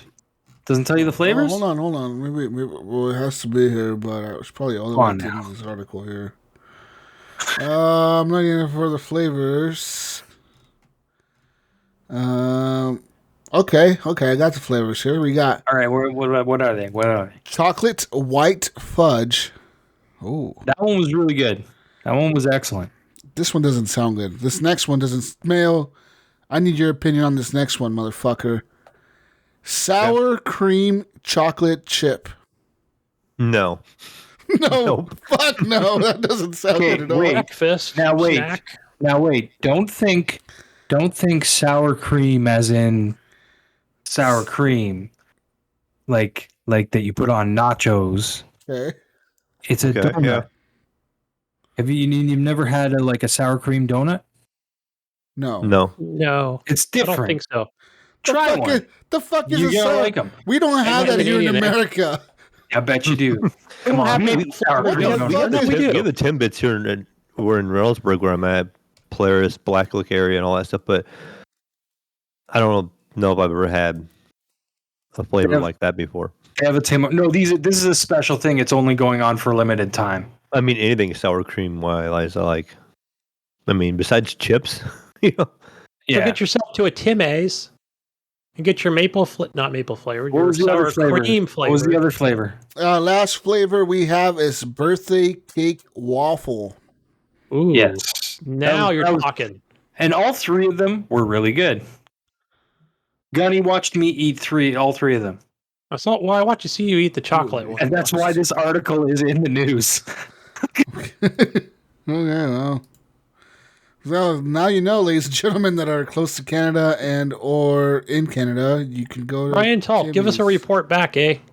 Let us know how they are, huh? Brian Tulp don't eat no fucking drink no Timmies. He doesn't eat the Tim Babes or whatever they're called. Tim Babes. Babes. Wow. God, I think he eats all the Tim Babes. So on to some news here, gentlemen. A PlayStation executive has been fired after appearing in a pedophile sting video. Dun, dun, dun. This is a fucking hardcore headline here. Yeah, Sony Interactive Entertainment fired George Casiopo, a senior vice president in its engineering division, after he allegedly appeared in a YouTube pedophilia sting video. Yep. This YouTube channel called People vs. Preds streamed the encounter Friday. It is a vigilante group that conducts amateur sting operations to expose alleged predators. Casiopo is accused of inviting a 15-year-old boy over for sex over Grindr and text messages. According to People vs. Preds, Sony told CNET News that Casiopo had been terminated from employment. It says here Casiopo worked at Sony on its PlayStation Network. According to his LinkedIn profile, he was with the company for more than 8 years before his termination. It says here that the People vs. Preds video shows a camera person approaching a home in the dark with Casiopo wearing a PlayStation 5 t-shirt. Reportedly, PS5 t-shirt. Reportedly standing outside of the home. When the camera person confronted him, he walked back into the house and shut the door. People vs. Preds also published the chat logs where Casiopo appears to be inviting a person pretending to be a 15-year-old boy over for sexual acts to his home. Says here, People vs. Preds representative told Kotaku that it turned over the evidence to the police after they posted the video to the public. It says here, the police department does not work with cyber groups like us. That's what they said to the Kotaku News. That's when the internet takes over. Sony has not responded to Polygon for requests on comments, but the dude was fired. That is wild. I'm gonna watch that video. I gotta watch that video. I'm gonna find it. I saw just a clip of it on the Twitter, so I was like, "What is going on?" Wild. That Yeah, sounds I heard about crazy. this story earlier today. Yeah, That's fucking nuts, dude. But I mean, Yep. you know, and it's kind of like fucked up that like police don't do anything about it, you know. But at the same time, I think this is outside of I'm sure they're gonna arrest him, but I think it was just outside of it's a vigilante group. They probably just for At the same time, I don't know if everyone becomes a vigilante, then at what point do you you know what I mean? And anyone could accuse anyone of anything at that point, you know? Like, you can just make shit up. You know, if everyone becomes vigilantes, dude, then what's the law? What does the law mean, Gunny? Yeah. Yeah. Is Batman really a good guy, or is he just an asshole running around destroying the city for fun? What is he, Gunny? Huh? He's just as bad as the Joker. He runs around beating people up. No rules. Yeah. He No destroys rules. everything. Flying the Does whatever stupid own airplane vigilante. around. His own justice. Yeah, jumping off of buildings, breaking people's arms, making them pay expensive hospital bills. You think he drives the speed limit or gets permission to fly Yeah, his because plane? they're not in Canada. Right? Yeah. You know, he has to get cleared airspace Have before free he flies the healthcare. plane. Yeah. Fly around his stupid fucking airplane around the town like a fucking asshole. Driving a stupid ass, big ass tank through the city. He's crashing- a superhero. Crashing into everything. Can you imagine that thing just barreling at you 100 miles an hour down the street while you're trying to go home? What the fuck? It'd be like a Battlefield reference all over again. I don't know how many times I got ran over in Battlefield. A fucking tank just rolling down the street. You're trying to go home. That fucker's blocking your way. I mean, what are you going to do? What are you going to do there, Gunny? Or even his bat plane flying through a window. Who's paying for that? Like the whole half the building. Yeah, exactly. that one floor is gone. Yeah, what the fuck? These asshole superheroes just ran around and destroy the whole city to stop one bad guy. One bad guy. Yeah, great. Let the police do their job. It's like fucking Spider-Man. Can you imagine how annoying it would be to have a real Spider-Man? You imagine how annoying that would be for people in New York? You run around and there's fucking spider webs everywhere. Yeah, God damn it. Spider webs hanging all over the place. Billboards are crushed. This motherfucker went through here again. God damn it. He went to the same block twice. It's fucking spider webs everywhere. Fucking spider webs all over the fucking place. I would be tired of that shit, dude. Nobody would insure Spider-Man, would they? Nobody would. They'd be like, sorry, Spider-Man. Yeah, we don't. Yeah, you're such a fuck you, high you risk. asshole. Get out of our neighborhood. We don't want a neighborhood Spider-Man. Like an arsonist asking for fire insurance here. Come on. Fuck Spider-Man. Fuck superheroes, right? Fuck. They're all guys. vigilantes. They're all bad guys. They think they're good in their own fucking head. They're all bad, Gunny. All of them are bad. All of them. It's no good. And we love them. It's no good. The Suicide Squad are a bunch of heroes, and they're all bad guys, huh? Yeah. Yeah, what's up now, Gunny? They're fucking heroes too, and they're bad guys in somebody's eyes. Is Harley Quinn really bad though? She's a bad fucking person. She only blows up refineries and breaks people's legs just for looking at her the wrong way. A human being. The worst example of a villain that's a good person is Harley Quinn. I watched the Venom movie and they made him look like a good guy. The new one? Both of them, yeah. I bought both of them together as a pack. Yeah. Every bad guy is a good guy in somebody's fucking eyes. That's all I'm saying. I'm telling you, man, Darth Vader was a good guy to all the people he employed and shit. Think about how many jobs. Insurance, put food on the table for him. Think about how many jobs Darth Vader created, Gunny. Think about that. Think about all those jobs. Build the Death Star. Think about how many people. He didn't even care. For a lot of Mexicans. You could aim or not. If you had no aim, he would give you a gun. He'd be like, he would put you in his army. He didn't care. You would choke you with mind controls if you didn't behave. Well, it doesn't. Gunny, once in a while. You say you have bad aim or something like that. You could be like, "Look, let me join the dark side. We'll help you out. We'll let you have a gun no matter what. We'll just let you shoot." Yeah. You don't have to hit I don't want to be a Sith Lord. Then a bunch of asshole fire. Yeah, a bunch of asshole terrorists running around and blow all his progress up. Dicks. They're fucking assholes. Fuck those guys. Little green fucking alien looking motherfucker running around destroying all your shit. How did we get here? All right? Fuck those guys, Ryan. I'm saying fuck those guys. We went from pedos to superheroes. Get here. This isn't the news. I'm just saying fuck those fucking asshole rebel fucking pricks. Around fucking destroying all the great progress the great leader made. God. Join the dark side, I guess. Yeah, join them. Why not? Well, on that note, I gotta dip out, guys. I gotta peace out. You peace out. All right, guys. Have a good night. Peace out, Brussels sprouts. See you, Ryan. Later, bye, guys. Ryan. Peace out. Yeah. Now we got rid of the fucking Canadian. Yeah. Yeah. Eating the Tim Babes. Back to America show. It's America now. Hell yeah. 100% American now, boys. Yeah. Keep your 25% Canada here. Yeah. Mayo, you should boycott Tim Babes over in Ohio. Oh yeah, I'm never going again. In other news, Sony is now reportedly planning a new subscription service aimed at competing with Microsoft's popular Xbox Game Pass. This is reportedly now codenamed Spartacus. This unannounced subscription service could offer access to retro PlayStation games on top of existing PlayStation Plus and PlayStation Now benefits.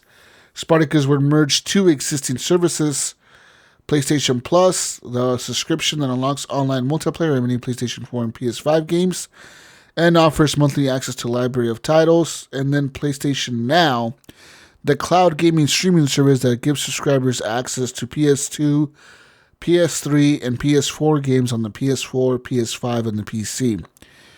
According to the Bloomberg article, it says that the new PlayStation subscription would retain the PS Plus branding, but it will now be multi-tiered, and only the highest level of payers, the highest tier, will allow access to the retro PS1, PS2, PS3, and PSP games. So yeah, I think this is a good idea.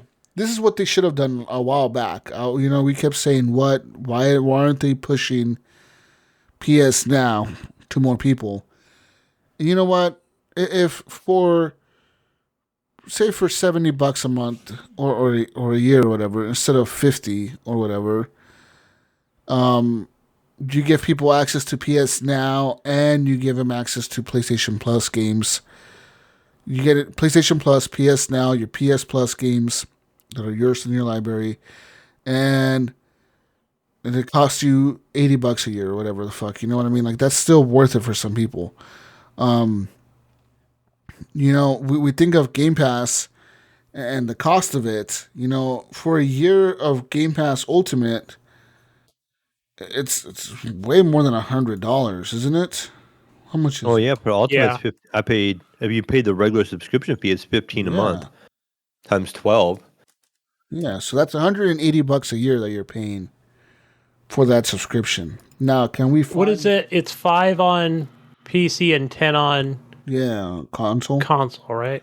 Yeah. But it's 15 for the Ultimate one that has Xbox Live Gold and Game Pass. So was there a mention in there of, like, I didn't see it in there because, I mean, it's so early to tell about, their first party titles. Yeah, it's too early, I think. But yeah, definitely. I think about this, Jesus. I think about, like, what have the PlayStation fans been asking for? I don't know. Yeah. I don't think it works like, like Xbox and Microsoft, like where, this is what we want. We use these forums and we tweet at Major Nelson and, Phil Spencer. I don't know. Like, not sure. Who knows how that works in the PlayStation universe, where, like I said, people asking for this. Do you guys, some people don't know this, but Sony owns a lot of media companies. They own a lot of media fucking shits. Yeah, they do. So they own Crunchyroll. A lot of that stuff on Netflix, and that's all Sony. Well, no, they own complete subscription services. Like, they own Crunchyroll, the entire anime website that has, like, all the animes and shit. Yeah, they own all that. Right? So like, Sony Pictures owns all.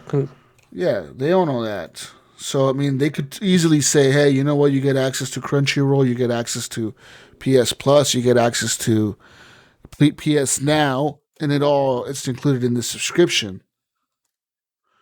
I don't know. Yeah, and then who knows? I think, if this takes off, then I can definitely see them saying, "Look, you know what?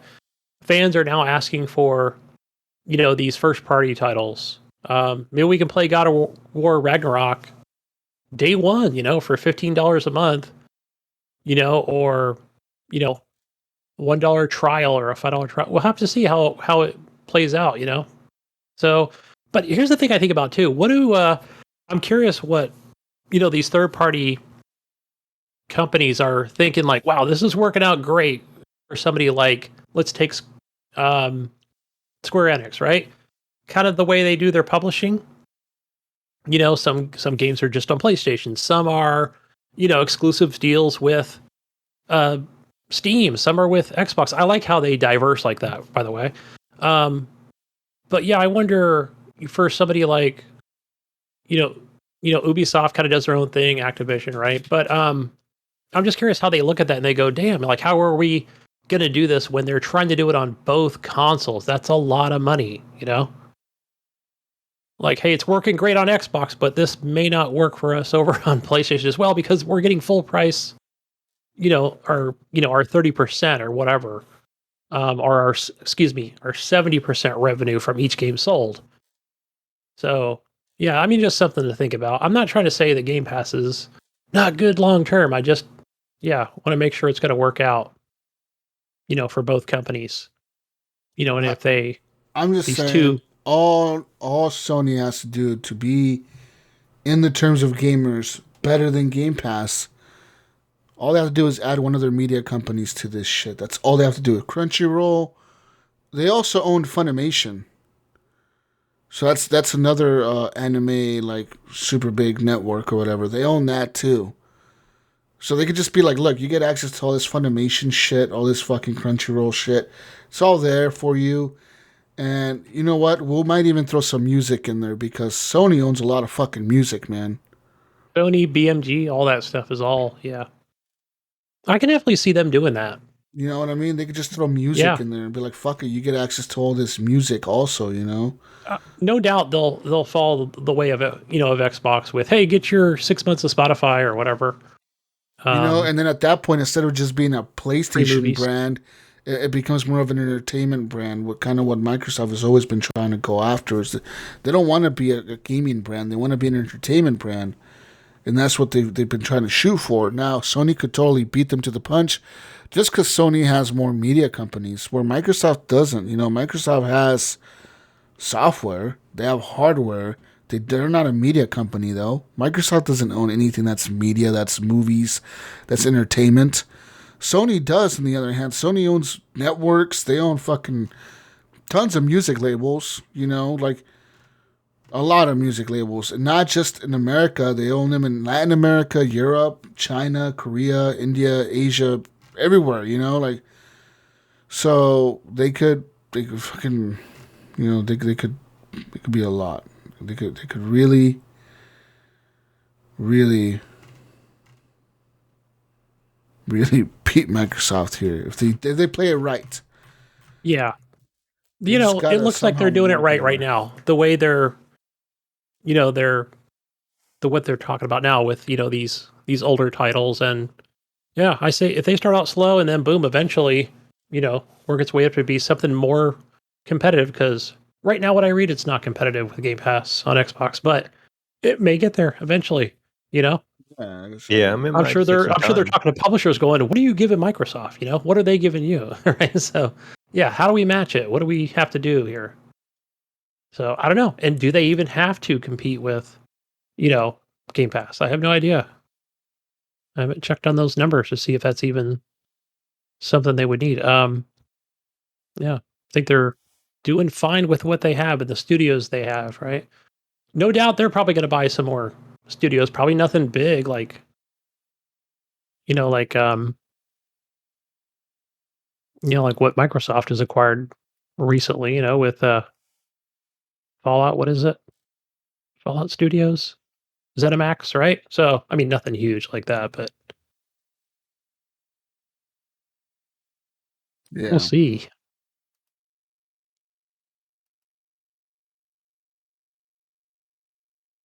what they do. Yeah, and in other news, let's move on here. Wow. Call of Duty. Hold on, I'll be right back. Call of Duty news. Oh, Jesus, running up on us. All right, we'll jump in on it here. Call of Duty Warzone devs stage walkout over layoffs. The quality assurance testers and other developers at Ravensoft, the Activision studios in charge of the extremely lucrative free-to-play battle royale Call of Duty Warzone, are walking out on the job today to protest surprise layoffs Yeah, pretty on much the they were staff. pissed off that a bunch of QA people got fired. They don't need They them got anymore. laid off. They don't They need got them walking anymore. papers. So they went on like a whatever, like a walkout thing saying that they want people to get fucking be full time or whatever, you know. So a lot of them are contract workers, but they're not really work. They're working there, but they don't Right. work like you know. They're just contract. So they like you work here for 3 months. This is your contract. This is where you get paid, and that's it. No matter how much hours you work, this is where you're getting paid. That's your contract. Yeah, I mean they're under such a microscope right now. It's not even funny. Yeah. It says here that Activision said that they're gonna convert approximately 500 temporary workers to full-time employees in the coming months. And a part of this change, they've also notified 20 people that they will not be returning and their contracts will not be extended. So, sorry to those 20 people. But I guess in good news, they're hiring 500 people full-time. Yeah, and who knows? This is probably a normal thing, but since they are under that, the spotlight's on them, right? Yeah, they want to look good. You guys, we're hiring 500 people. Just kind of, they're all sending a message to Bobby Kotick here, Yeah, the game It Takes Two is facing a trademark claim from Take-Two Interactive. Right. And apparently, Hazelight said, the Hazelight is the developer or whatever. They said that they said fuck it.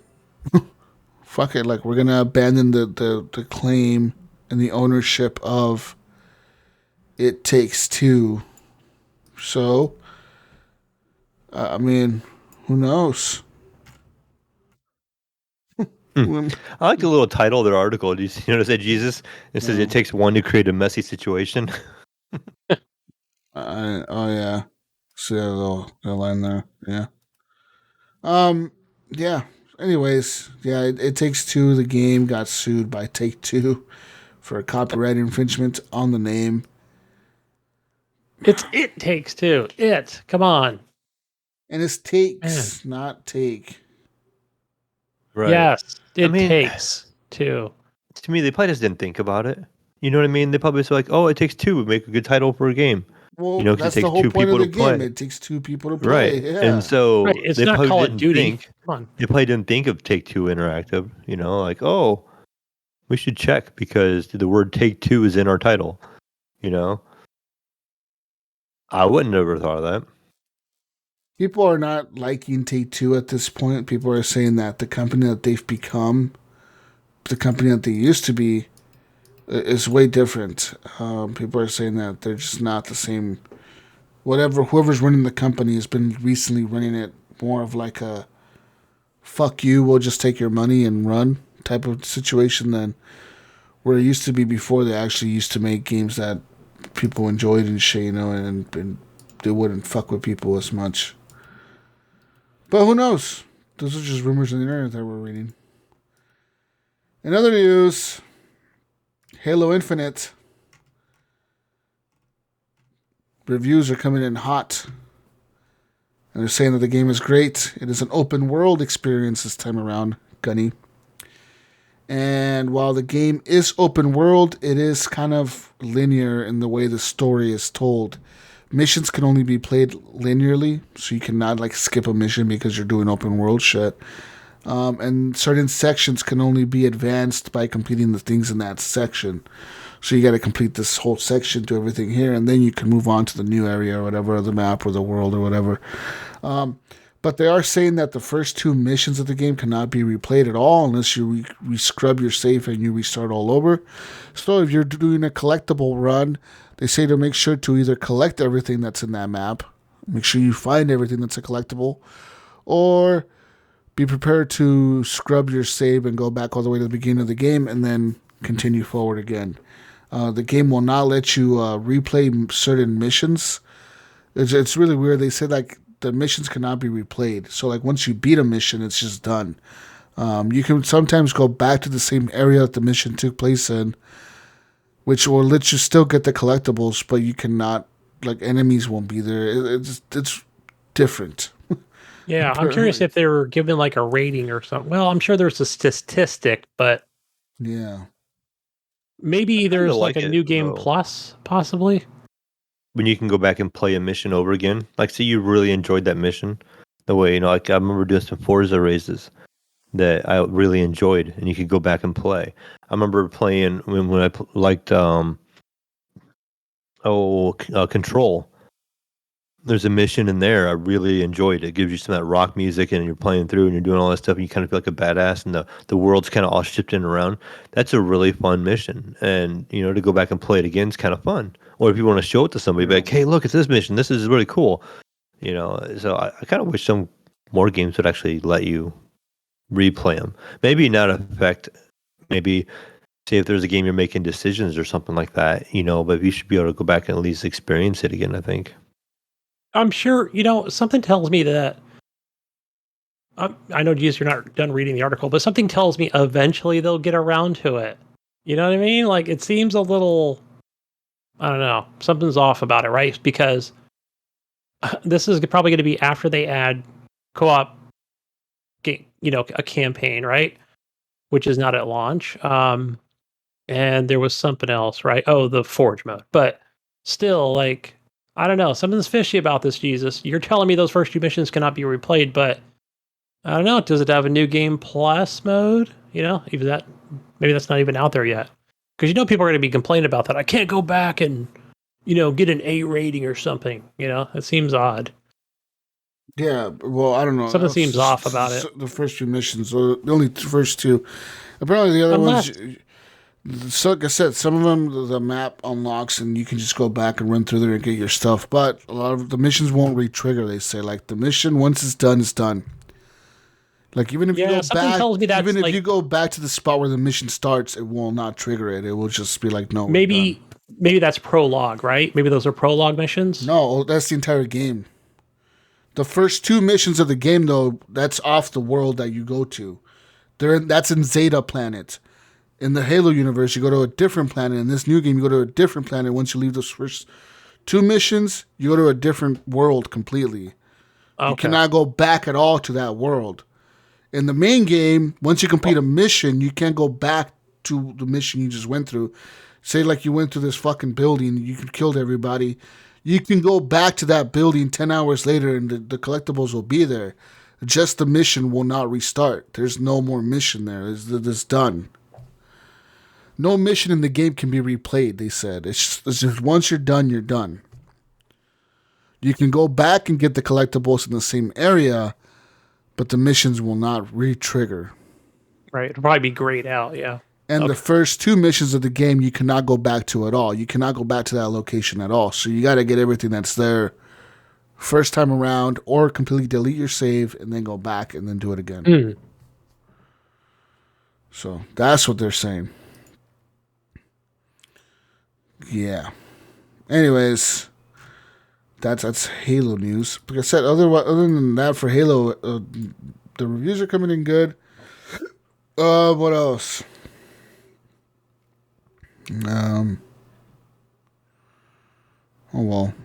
Now 343 already responded to that article and said that they're working on letting you select the mission. Oh, good. I'm glad they heard us. They're working on it, guys. They're going to work on it. Yeah, that'll be. Little did people know they were listening live, and then we're like, oh, we need to change that right now. That'll be, yeah. They now said it's part of what's coming later. Okay, guys. Sorry. Yeah. That's what 343 literally just said.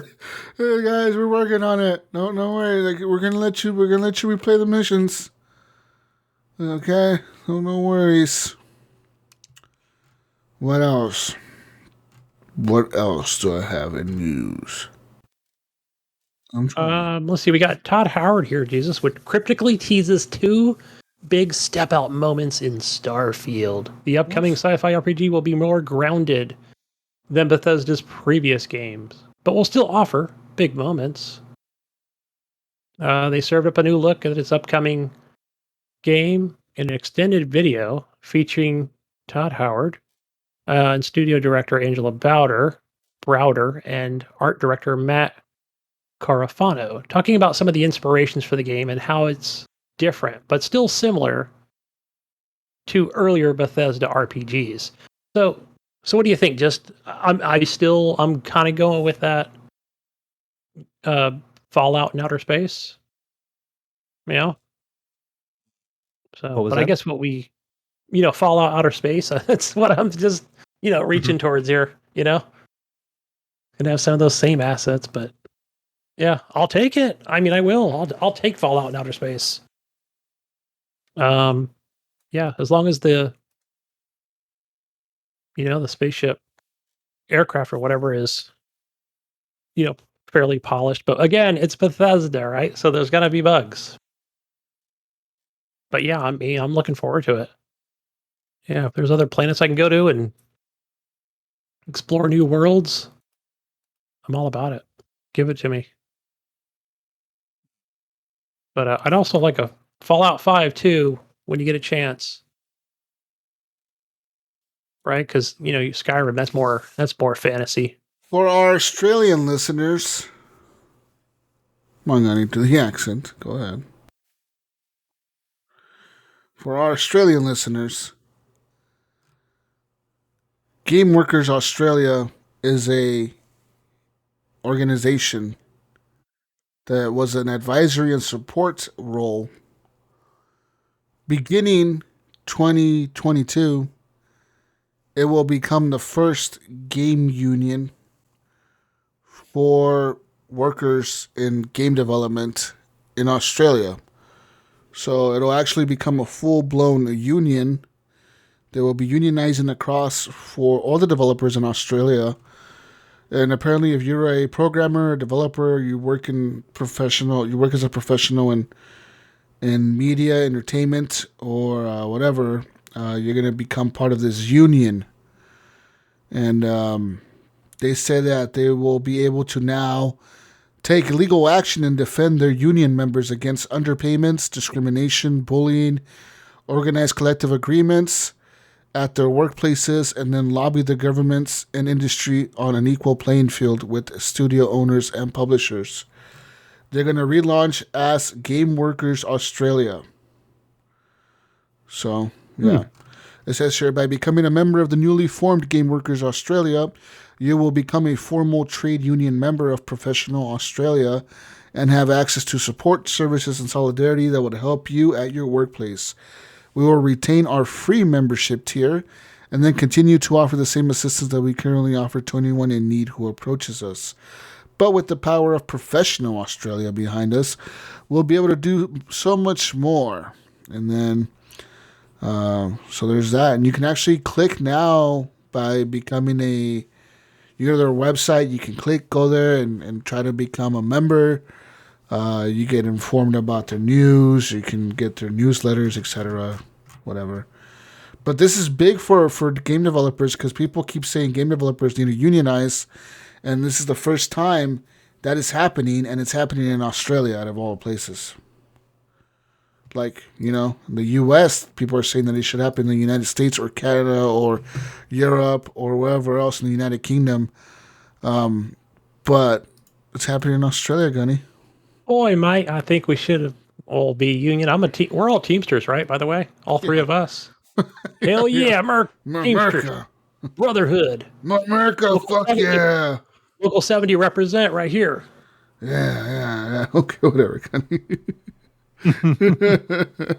Equal pay. Equal everyone. No, that is true. Get that binding contract. Hey, I wonder how they... I wonder if Better Hall, because there are a lot of unions over in the UK. I'm curious how they... I know France, right? They're big on unionizing, right? So maybe England's not far behind them. Probably do the same, but I know they get a lot of time off over there. Yeah, there's trades unions. It says here, most British unions members are members of... What the fuck is it called? The Trade Union Commission or Congress. Trades Union Congress. Trades like here in America, like pipe fitter unions, teachers. I'm assuming it's electricians, plumbers, all that stuff. I'm assuming it's like Teamsters, or something like that, where it's just a big thing, that controls everything. I don't know. Yeah. Teamsters seems to cover everything else that's not a teacher, plumber, more of the truck driver, warehouse, hospital. Yeah. Yeah. Pretty much everything. Yeah. And then there's public, right? Public fucking unions or whatever, like public employees or whatever the fuck. All that shit. Oh, yeah, right. Like, yeah, yes, there are those too. Where I've even seen like owners of the company, where it might be a small grocery store, like, yeah, we all join the union, even though I'm the owner. Yeah. That's how it works. The grocers union, right? Yeah. So who pays the benefits, right? And the 401ks or whatever. Good stuff here. Jesus, BioShock 4. Remember that game was announced? I don't quite remember, but it was back in 2019. And 2K did confirm it was in development back in 2019, but said little more than it would be several years away. Says here, Jesus, your favorite YouTuber, Colin Moriarty, You say it's fucking Mortality, I could never say his name. He does the PlayStation podcast, has provided the first substantial grist to what will doubtless become an ongoing rumor mill. Speaking on his podcast, Sacred Symbols, Moriarty said it takes place in the 1960s Antarctic city called Borealis. The game's codename Parkside. I've been told that the development team has an incredible latitude to get it right.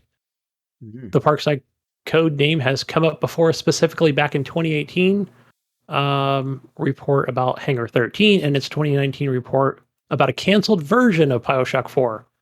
Isn't the whole point of a code name that nobody knows of it? Nobody knows it? Yeah.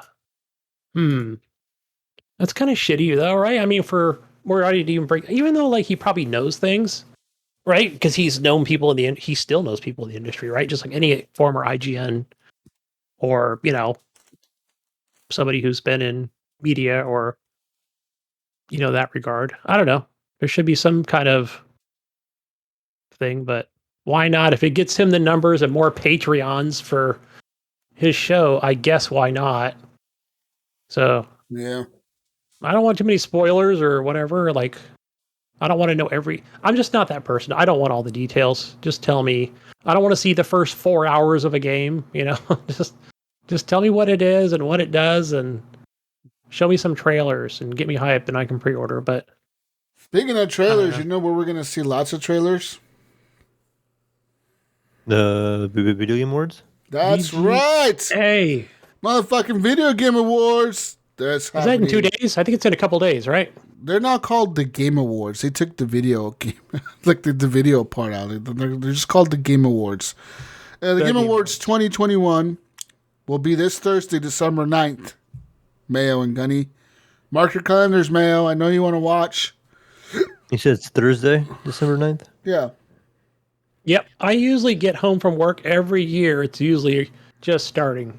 So I'll try to get off early that day. Epic Games have now released a pre-download for something called The Matrix Awakens, an Unreal Engine 5 experience for PS5 via the PlayStation Store and the Xbox Series consoles. This is a free technical demonstration which apparently was created by members of the original movie team along with Epic Games and partners, and it showcases, quote, what is possible when you combine the power of Unreal Engine 5 with PlayStation 5 and Xbox Series X and S. It says here, according to this description, it's going to be revealed at the Game Awards 2021. It says here, get ready for a glimpse into the future of interactive storytelling and entertainment with Unreal Engine 5 in this free, boundary-pushing, cinematic, and real-time tech demo, Mayo. All right? Real-time tech demo. All right? Created by members of the original movie team, including Lana Wachowski, along with Epic Games and partners, The Matrix Awakens, an Unreal Engine 5 experience, is a wild ride into the reality-bending universe of The Matrix that features performances by Keanu Reeves and Carrie-Anne Moss. Want to see what's possible when you combine the power of Unreal Engine 5 with PS5 and Xbox consoles? Step into the world of one of the most iconic action franchises ever made. Pre-download The Matrix Awakens on Unreal Engine 5 experience now. Yeah. So there's a teaser trailer for it, and you can pre-download.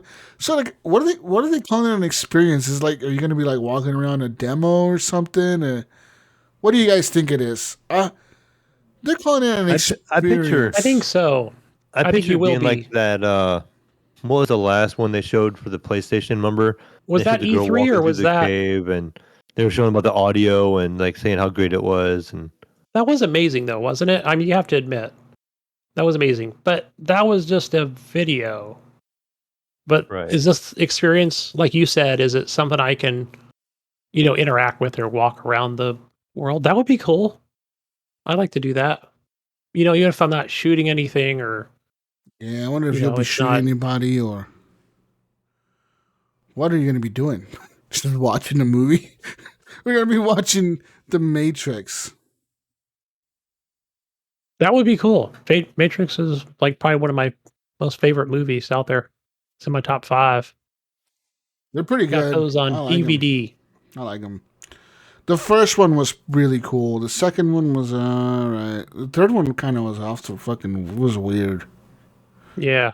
Wasn't that the last one? How many Matrix movies did they make? I thought it was just 3. It was just 3, right? The last one was kind of Yeah. stupid.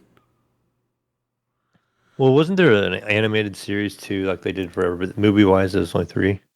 Was Didn't it? like one of that animated series to kind of explain stuff more or something? Maybe. Yeah. I thought Where was he? there Where was was something like that. I wasn't big into Do we it. need a Matrix reboot, What? guys? Should they remake the Matrix like a new one? Like just remake it from the I think beginning. it could be neat. I mean, so I think they could do think it better now than before. yeah. I liked so the first one. I just didn't like the ones after it. you already know, like, when does that new one come out? It comes out pretty soon. So as you know, they don't just make one, right? They're always working on the second one or the third one. They always make them in There's 3s. a new Matrix movie? Yeah, that Yeah, comes they have out soon, actually. He's Yeah. John Wick, basically, with the beard. Oh, I don't know. it's He's still talking about why he Keanu? didn't. Yes. Yeah. There's a trailer out there. Wait, the You can go watch. movie's out now. Oh, is Is it? it out now? Wow. I didn't know it was already out. Oh, no, it's out December 22nd. Okay. God damn, I was like, I knew it was December, but shit, not this early. It's called The Matrix Resurrections. Yeah, and it's got the chick from the first one. This is probably going to be like some fucking promo for that movie then, right? It has to be. Because what a coincidence they're releasing this fucking experience now. Right? The Video Game Awards, the 9th, which is like a week and a half before the movie comes out. Right, conveniently. Yeah, conveniently, right? Oh, yeah, we guys were working on this experience for the last year. Right. That would be cool. I mean, you wake up, you're in that like pod or whatever, and it's that music's going dun dun dun dun dun, right? And this crackling of,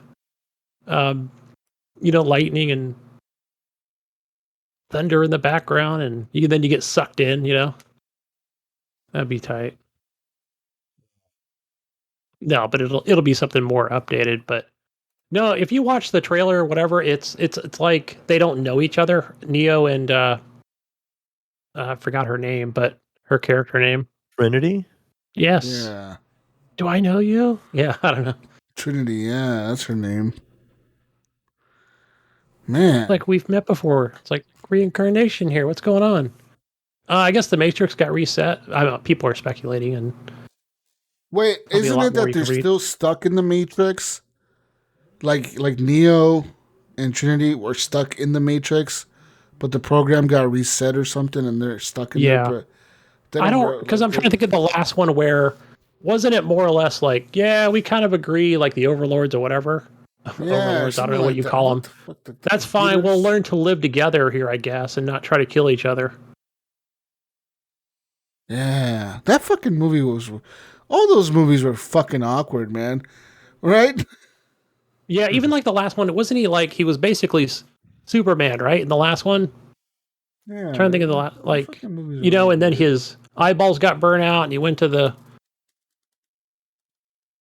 mainframe to talk to those aliens or whatever. I don't know. It was cool though. I enjoyed it though. I gotta admit. Yeah. Like all those set pieces and everything. Yeah. The fuck. Yeah, I think the second one was a little meh for me, but I really like the first and the third one. Which one had the mechs, where they were just mowing down those freaking enemies, man? I think that was the third one. That was the third one. Yeah, that was badass. Yeah.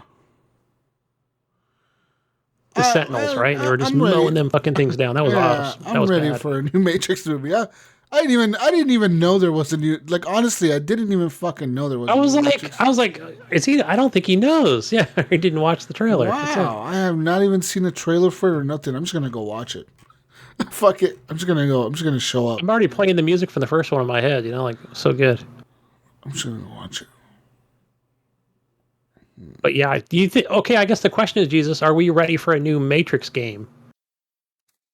Right? I mean, we're getting some kind of experience. A good one would be cool. I don't know, man. It has to be a good game.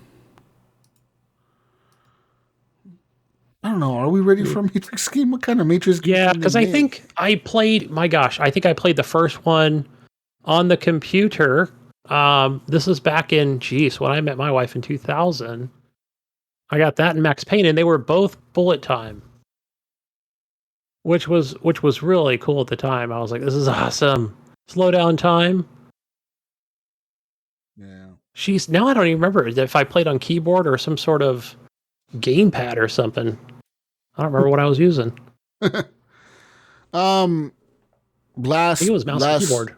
Last piece of news I have is from the Game Awards, and they are now saying that they're gonna have about 4 or 5 big reveals this Thursday in the scale of Elden Ring. Dun dun dun. I was looking at gameplay of that game. It looks really good. I mean, hope we got some if cool it's Dark shit. Souls, I'm not going to play it, but it still looks amazing. I hope we have some cool shit from Sony and Microsoft. I want them both to come out with something cool. Yeah, no doubt. I think we're going to see some gameplay for Ragnarok. What do you think? I don't want to just see everything from fucking Xbox, you know.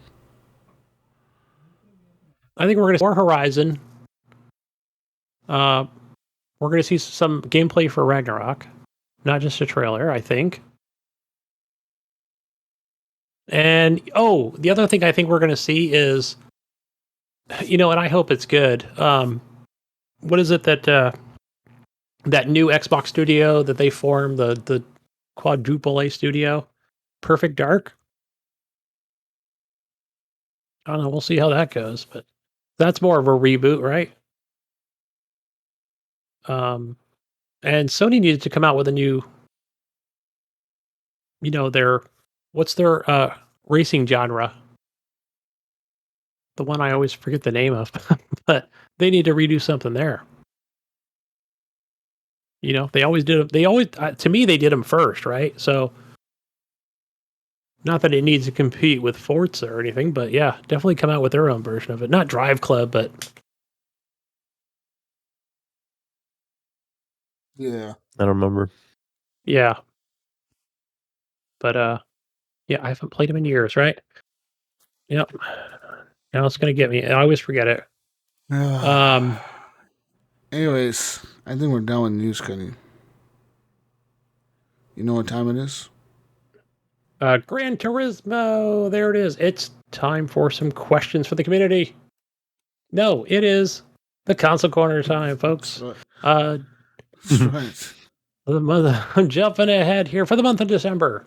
Your PlayStation Plus games are Godfall, the Challenger Edition. So it says they're PS4 and PS5. So I don't know. Is that just for the PS5 subscribers? I think, but I think the way they put it on there to just kind of show it's forward and backward compatible, I guess. Maybe PlayStation Plus people let me know how that works out. If you only have a PlayStation 4, if that works. Your second game is Lego DC Supervillains. Played that one, I believe. That's a good one. And Mortal Shell. No, I'm not 100%. Does that sound familiar to you guys? Mortal Shell, Mayo? Yeah, it's a it's like a Dark Souls kind of game. It's famous for being real difficult, third person Dark Souls type game. You I cover think. yourself like in rock, like you got like this rock armor type thing. I think if I remember correctly. Yeah, I'm trying to think if I want to say that was an early uh Game Pass game. I think, It is on Game Pass. It's on Game Pass now. Actually, I remember just seeing it pop on Game Pass. yeah, Maybe shit. on I want to PC say Game they put it Pass. on there early. Yeah. But it was a Epic exclusive for a while. It was one of the early games that came to the Epic Store. And it's Okay. finally kind of coming out everywhere now. I played a Yeah. demo. There's a demo on the Epic Oh, Store. that's probably what it was when it first came out. This was a while ago. So, yeah, a while ago on Xbox, on the console itself. Yeah, and I played it for like 15 minutes. I got to that first kind of boss or whatever, and I was like, "This is Dark Souls. Uninstall," because I didn't know what it was, but I wanted to play it. So, yeah. Also, PlayStation Plus members, you will have until Monday, January 3rd, to add those titles, the ones I just mentioned. Plus 3 bonus VR games to the library. So those games include The Persistence, also The Walking Dead Saints and Sinners, and another roguelike called Until You Fall. So I don't know if you had to already have like a VR installed, right? That's probably how that works, right? Like if it even detected it once, that means you can go claim them or not. I'm not sure. It's another good question. So I'm gonna try it since I did have VR hooked up to this. I'm gonna. Oh shit! I don't have PS Plus. Damn it. Fuck. So, never mind. Let me know on that. Moving over to Xbox Games for Gold. For the first half of December, you get The Escapist 2. That's that top-down, yeah, game. And the other one is Orcs Must Die, tower defense game. And I want to say, Mayo, Orcs Must Die 2 and 3 did not come to console. Could be wrong on that. Maybe 3 did, but 2 I think stayed on Steam and Okay. or the Epic Store. Yeah, I don't think they Played did. them a little bit. Not a big fan, but they're okay. Yeah, I think they're good in co-op, but not single player. So they're boring. Yeah. So yeah, I was able to snag a CD key for Orcs Must Die 3. It's Orcs Must Die 1 and 2. It's the same thing. It hasn't changed. So yeah, not much there. I don't have anything featured for Xbox Game Pass because I've just been literally playing, Satisfactory mostly. But yeah, you still get Forza Horizon 5. Come on, man. Really? You have nothing for Game Pass? Oh, here it is, Jesus. Oh, because I did talk to somebody about this earlier. Oh, Lawn Mowing Simulator. No, Gunny. Yes, No. it's the lawnmower simulator you've always wanted. This game looks really good, though. See, there's some of the best detailed lawns. You know what? Fuck, I'm going to download it right now, Jesus. It's 21 gigs. The biggest game for Microsoft is dropping this week on Game Pass, and you haven't even mentioned it. Okay, I'm looking at recently added here. I'm not talking about the future it'll be stuff. added in like a day. Or two, Okay. yeah. A day after they hear the show. Yeah. All right, well then, you know what? While we're at it here, Godfall Challenger Edition for your PlayStation Plus, that's also coming to Epic in a couple days. Epic free games. No, we're talking Game Pass, Gunny. Game Pass. Okay, but since we're talking future stuff here, what about Battle Sector? Warhammer Battle Sector. You son of a bitch. That's coming. I think Ghost Nico said to play this game. He wanted me to buy it. Halo! Halo is coming this week, Gunny, you motherfucker. I heard you. You said hello. Oh, hello. Oh my goodness. Yeah, you don't have to yell in my ear. Damn it. Halo. Halo is coming. Oh, the thing around your head that goes around your head like an angel. The Halo. Yes. I'll be playing that by myself. Biggest game of the year for Microsoft, and Gunny's over here talking about fucking skipping it. Mr. Xbot over there. Talking about lawnmower simulator and shit. Wow, Gunny. Wow. All right. That's right. You can tell I'm a big Halo fan because I definitely hyped up the Forza Horizon all along the way, right? Until launch, yeah. Even days and weeks ahead, but I didn't do it for Halo. Master Chief would just stomp on me. All right, that's all I have, people. Go play that Halo. Play the multiplayer, too. It's really good. Play some big team battle. Let's move on to some community. Oh, my gosh, I almost forgot Epic over here. I jumped ahead on that one. The Epic Store, your free games this week are Dead by Daylight. To me, that's a hide-and-seek game, but it does have a lot of good characters in there. At least it's a good title. Yeah. And you can be a lot of characters in that game. A lot of them are free now, too, which is awesome. So if you want to be Jason, be Jason. And the other game is called While True, apostrophe, Learn. This is a strategy puzzle game that looks really dumb. But yeah, if you're into those and you want to learn While True, then go play it. Go download it. I'm going to download it anyway and never install it. All right. Time to move over to the community questions. And our first one comes from Dr. Doom 71. Such a great year. Jesus, he wants to know, did someone have a smoke alarm beeping in the show while we were recording? He's been looking all over the house for this alarm. It's just beeping, beeping, and beeping. Then he realized he only heard it while he was cleaning on the podcast, right? Like just while he played it. He checked every smoke alarm in the house while listening. The bone conduction headphones makes it sound like it was outside. He probably went outside, Jesus. He probably went out there several times. Then he went to the backyard, and then he went to the front and the side. Oh, shit. That's funny. My bad, ladies and gentlemen. Last week I had my monoxide detector was going off. Fuck, man. I didn't hear it. Didn't I bring it up? Because I think mine does this too, where it'll just randomly beep. It could be 12 p.m. or 1 a.m. It only beeps one time. So even if it doesn't have a low battery, it's just, maybe it's a reminder to check it or something. I don't know. I don't know. It's a reminder that it's there. Hey, motherfucker, I'm still here. Beep. Yeah. Because I'll ask the wife about it. I'm like, what was that? Was that the smoke detector or the CO detector? Mine, like I said, mine was going off, and I thought it was my fire alarm at first, so I replaced the battery, then it still kept going off. So then I replaced the second fire alarm battery, and it was still going off. And I'm like, what the fuck, dude? Like, these batteries are brand new. How the fuck, how is it still beeping? You ever, and then you replace them all, and you realize it's your neighbor next door. Oh, no.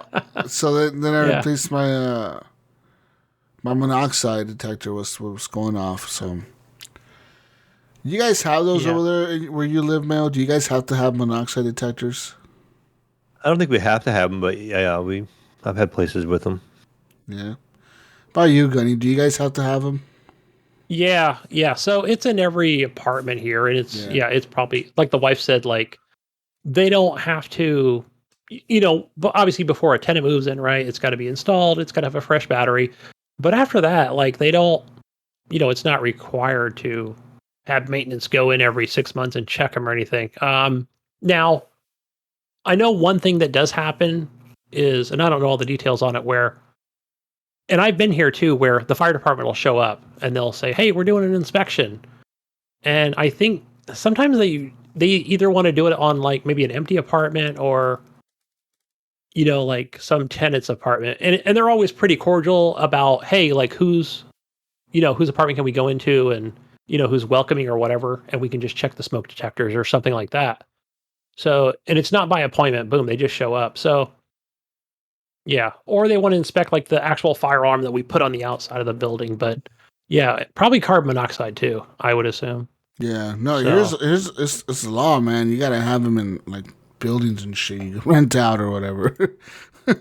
They got to be in there. And I've been in some homes too where, how most of them are operated by battery? I've been in some homes where it's got an actual wire that goes to it. So, plus a battery, which is probably the backup if the power goes out. So that's how my fire alarms are. They got a little wire that you mine are the same way. And then you got a battery also. So I'm assuming it's I don't know why they would do that. I'm assuming it's for the fucking. I guess once because the batteries do eventually die. I don't know what the fuck that wire is. What's that wire for, Mayo? I would think it's some sort of like, it's a hookup for. I'm assuming. I thought it was like a power backup. It's optional, right? Is probably what it is. Just an optional way to hook that up. Power in case I don't know, your battery does die and it resorts to that or something. I don't know. Maybe it doesn't use it until the battery's dead. I don't know. Think of it like this: if you've got rechargeable batteries, right, it's going to constantly keep that charge on it. Maybe. Yeah, just guessing. So you're telling me if I put a rechargeable battery in there, I never got to change it again? No, well, I'm saying if it is hooked up to the house electrical, right? It is. So you're telling me I'm gonna. Now, if there's a fire, you're gonna blame me, right? You're gonna be like, Gunny, I put in the Gunny, you son of a bitch! My shit was dead. Exploded everywhere. Fire alarms didn't go off. They popped out of the case, fell on the carpet. I didn't have enough time to run into my PC room and grab my PC. Now it fucking burned. What's that here? But yeah. Anyways, I'm sorry about that, man. Like I legit had a fire alarm going off, and I apologize, Dr. Doom. I apologize. Oh, sorry, the wife actually heard the conversation. I don't know. She said something about they make 30-year warranty. I don't know, on smoke detectors, something. Oh, they're probably nickel cadmium batteries or something. But I think that's the ones we did buy for our vacation house. Wait, they make 30-year batteries for smoke detectors? Yeah, what kind of battery is this? Probably those nickel cadmium. What kind of That's what I call is them, that? Like the ones they put in cell phones or something. I know you need one for sure, Jesus. Probably low-powered ones, but yeah.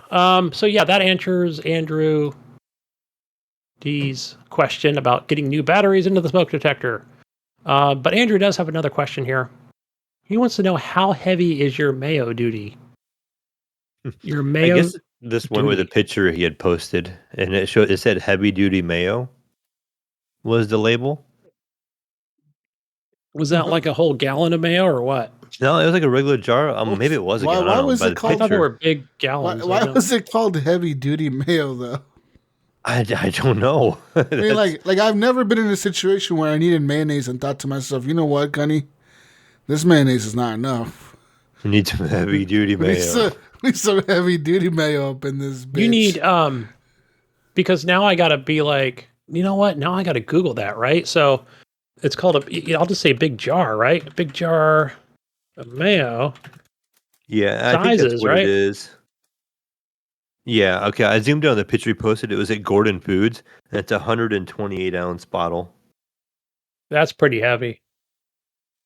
So I worked in restaurants in my younger years. I definitely remember those. You know, when you basically pull out the spatula and just slap it on some bread. Or, you know, depending if you're making some macaroni or whatever, get the big spoon. Just fill that bowl up. But no, lately I'm not a big Mayo guy. No, more of a mustard. Regular ass French's yellow mustard. You know, I found heavy duty Mayo, and it says here that it delivers full egg yolk flavor with a thick base for any application. Yeah, maybe some Miracle Whip. Not the Mayo, man. I'm not a big. My Mayo duty is light. You know, especially being a truck driver, there are some places that I go to. Maybe one in particular, I'm like, whoa, go light on the Mayo, light on the mustard. Yeah, I guess you got light Mayo, right? You can buy light mayonnaise. Well, no, you can buy regular mayonnaise. There's heavy mayonnaise. Heavy duty. But there is a heavy duty. There is heavy mayonnaise. Whoa. You guys didn't know this, did you? There is heavy Mayo. It's just a little bit thicker, I think, than normal regular mayonnaise. Heavy Mayo, is that your brother? Yeah, long lost brother. It's your bigger brother. He's a big guy. He's my brother, but he's heavy Mayo. Yeah, I mean, no, it's not. It's here. I got a definition here. Heavy mayonnaise is the designation for use for extra emulsified mayo. That's right. That's right. It says here, have you ever made a tuna salad that became watery in the fridge?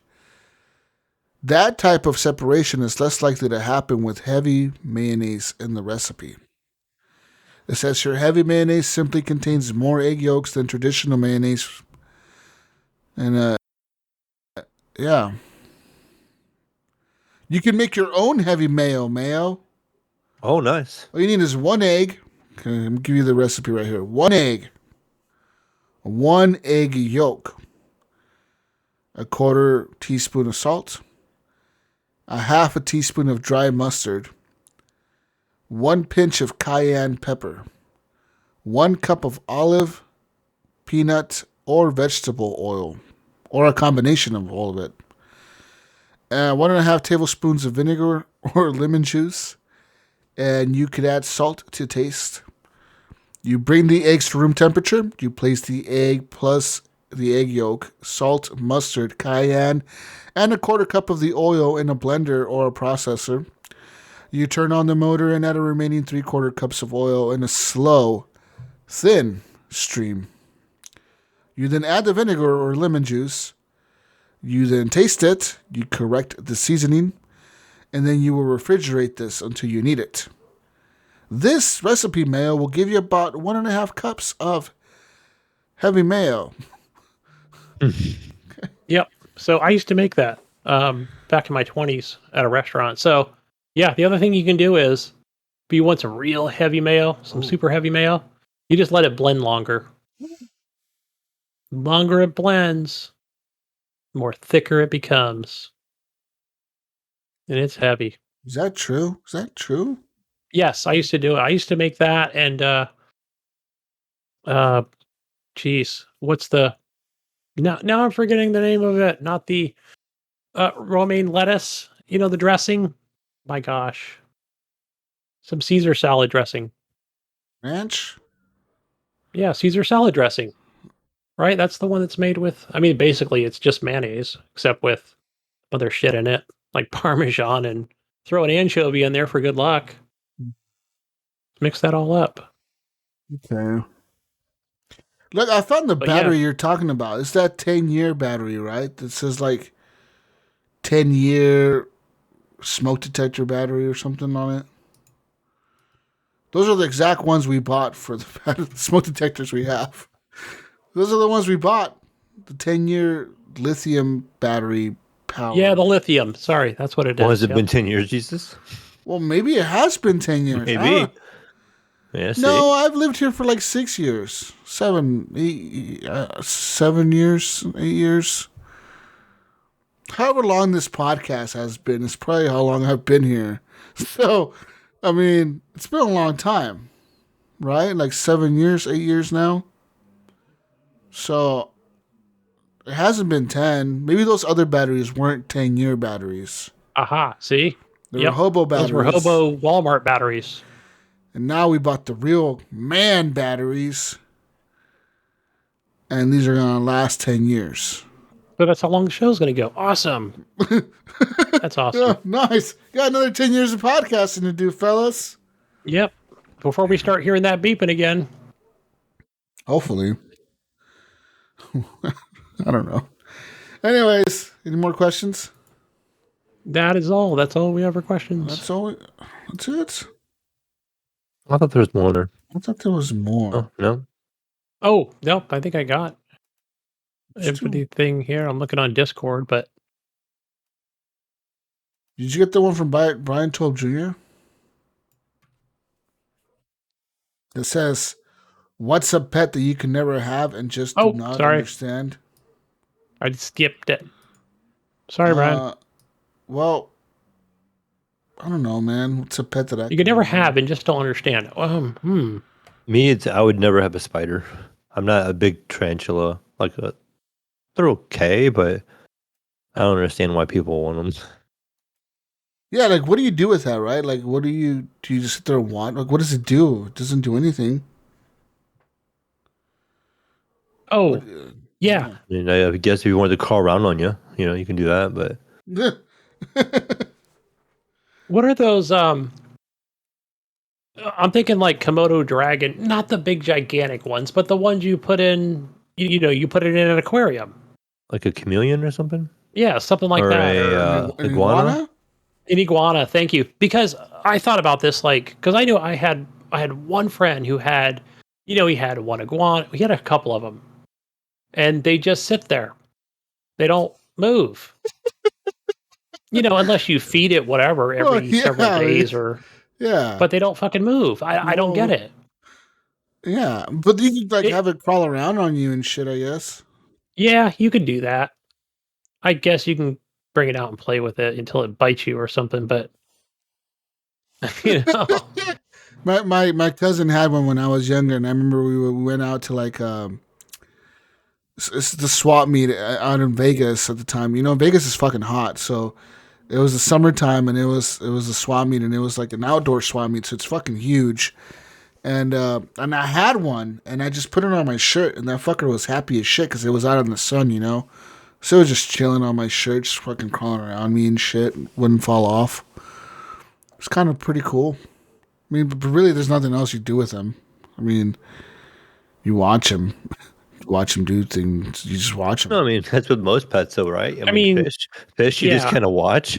Yeah, that's true. That's true, right? Yeah. There are some you fish. got a dog is interactive, yes, but if it's like in a tank, yeah, you're probably not interacting a whole lot. How many times, guys, have you gone to a friend's house, right? And you're like, "Oh, cool fish tank," and he's like, "Yeah, I've got one of those, one of them fish," and you're like, "Oh, where is it?" Well, you can't see it right now because it's under like the fish house. I got a fucking seahorse in there.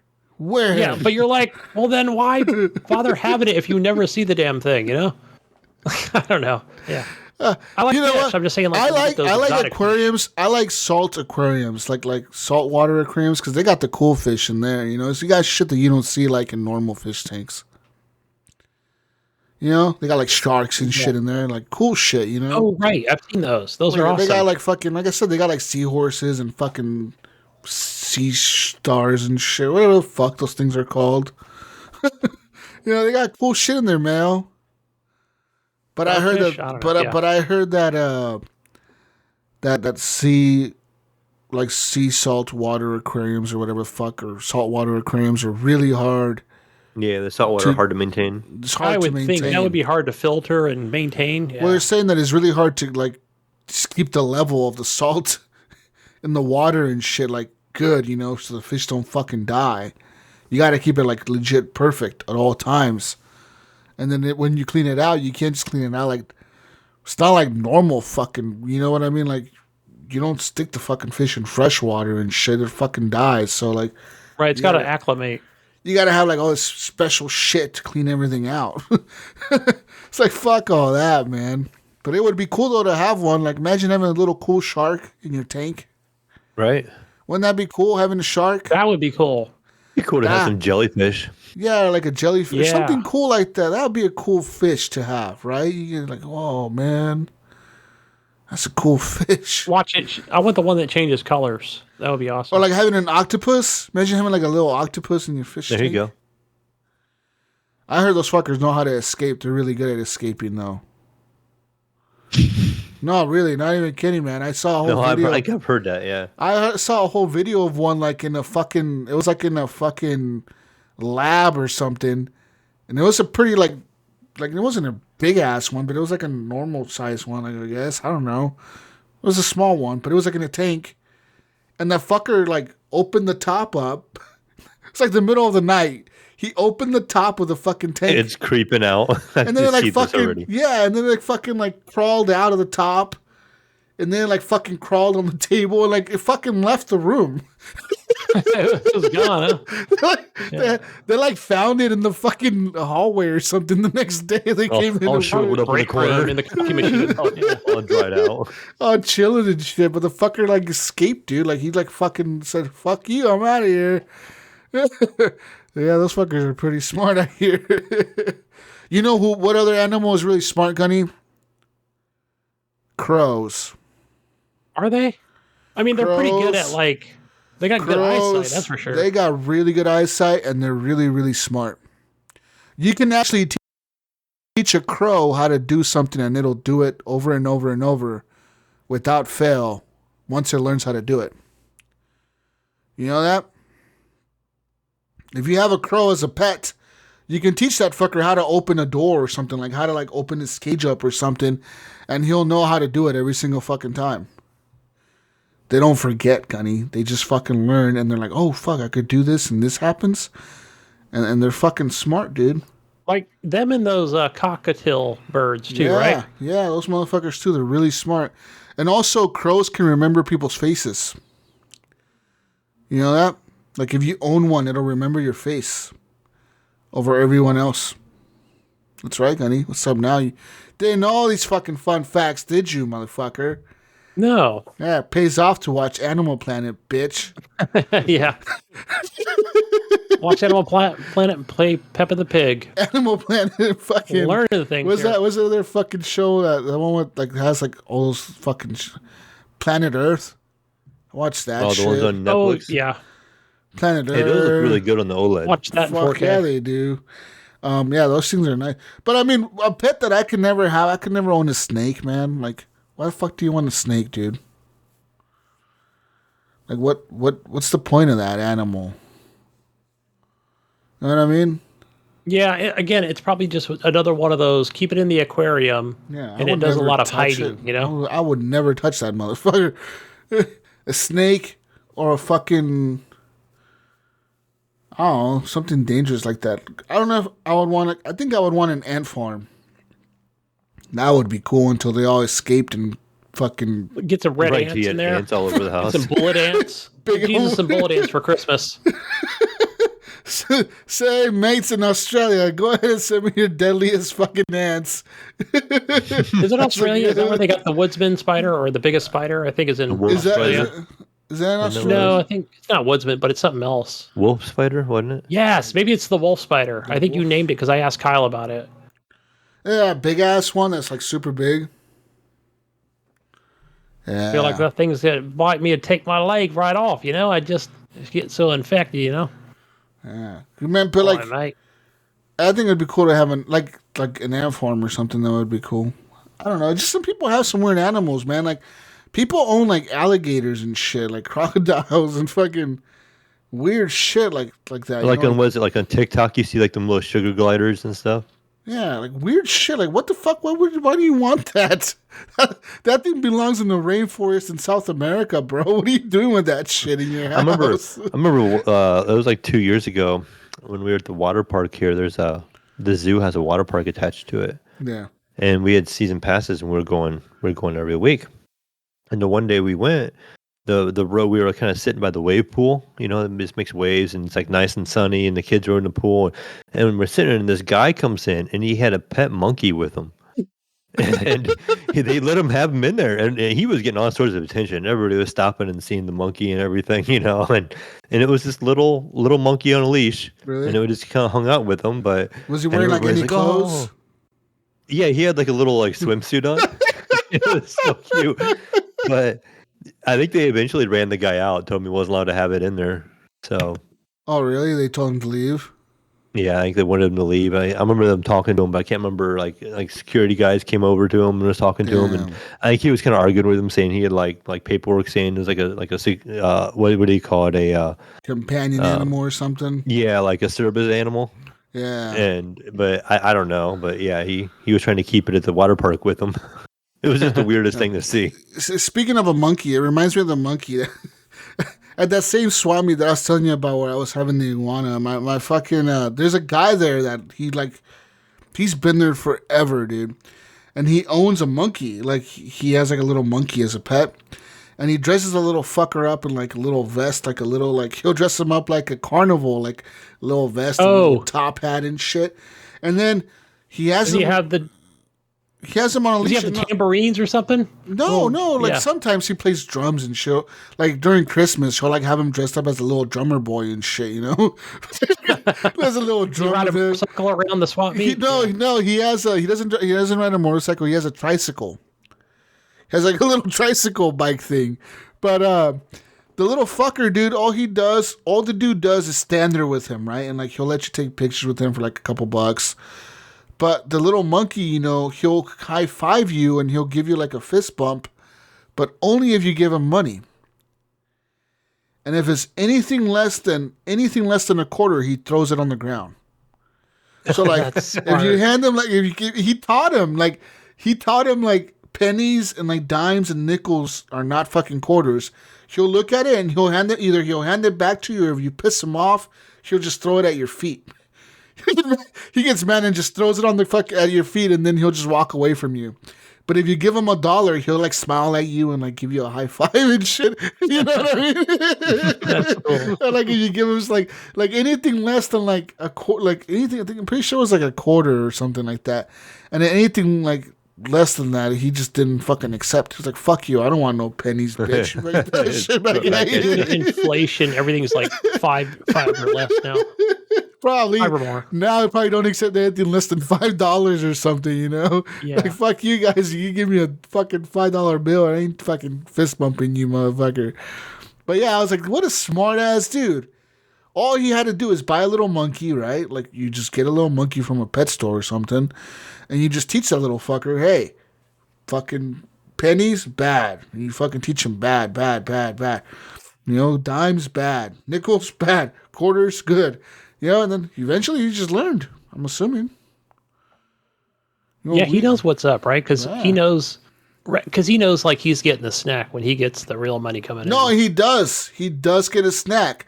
He'll run over to his owner, and he hands his owner the $1, or he puts it in his owner's pouch. He has like sometimes the monkey will be wearing a fanny pack, and he'll put the money in his fanny pack, and then he just runs away. But then sometimes he'll run over to his owner when he's not wearing the fanny pack. He gets tired of wearing it or something because it gets heavy, you know.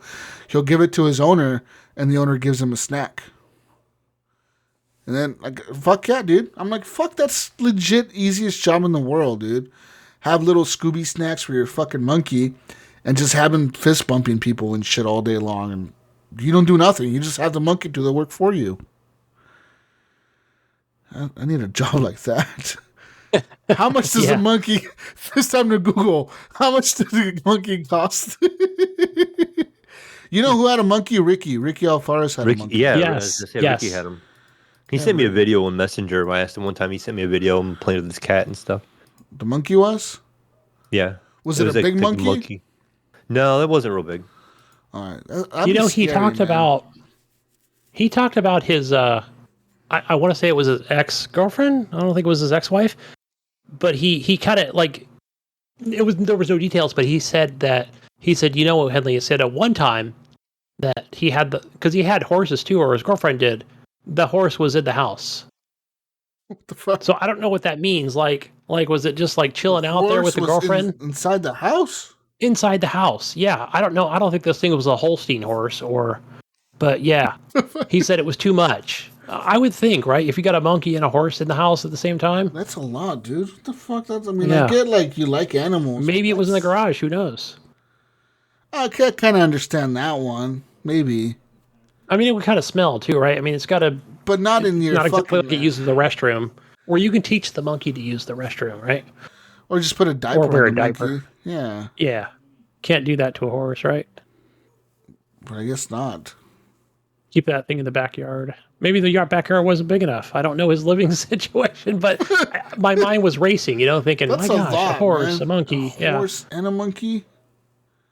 Talk about a pet I don't want to own. I don't want to own a fucking horse. Think about all the maintenance that goes into that shit.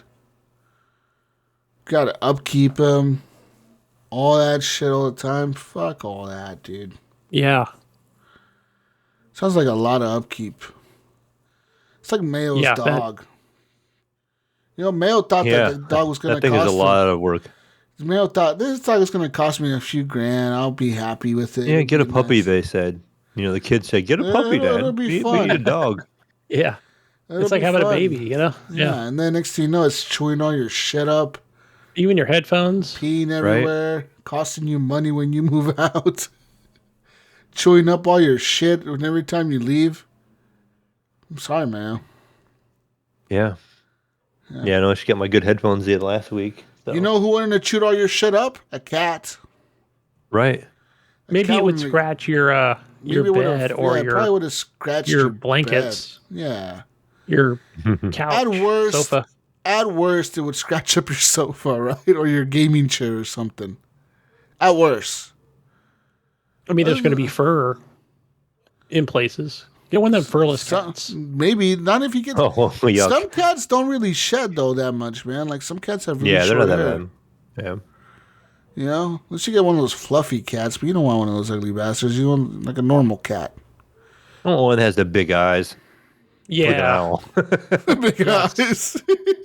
You don't want those ugly those skin cats. No, that's what Gunny said. Yeah, Those things are ugly. a hairless dude. cat. Yeah, You know those things I get want, all what oily they call and it, a shit? Bengal cat. That's really big. It looks like a leopard. Yeah. Fuck yeah. There's one that I really want. It's called like a Savannah cat or something. It's fucking big. It's almost like the one you're talking about, Mayo, but it looks like a little like cheetah or something. But it gets pretty it gets pretty big, but it's big enough to be in your house. You know what I mean? It's not like huge. Right. So you can have it as a pet, but they're really, it's like 20 grand. It's like, fuck. But those things are cool looking. They look so cool. They look like it looks like a little cheetah or something, dude. Like, they're really cool looking. But I could never afford one. They can be, something that can be domesticated. That'd be nice. Yeah, they could chill in your house, you know? I'm pretty sure you could domesticate most cats. Most cats. Not all of them.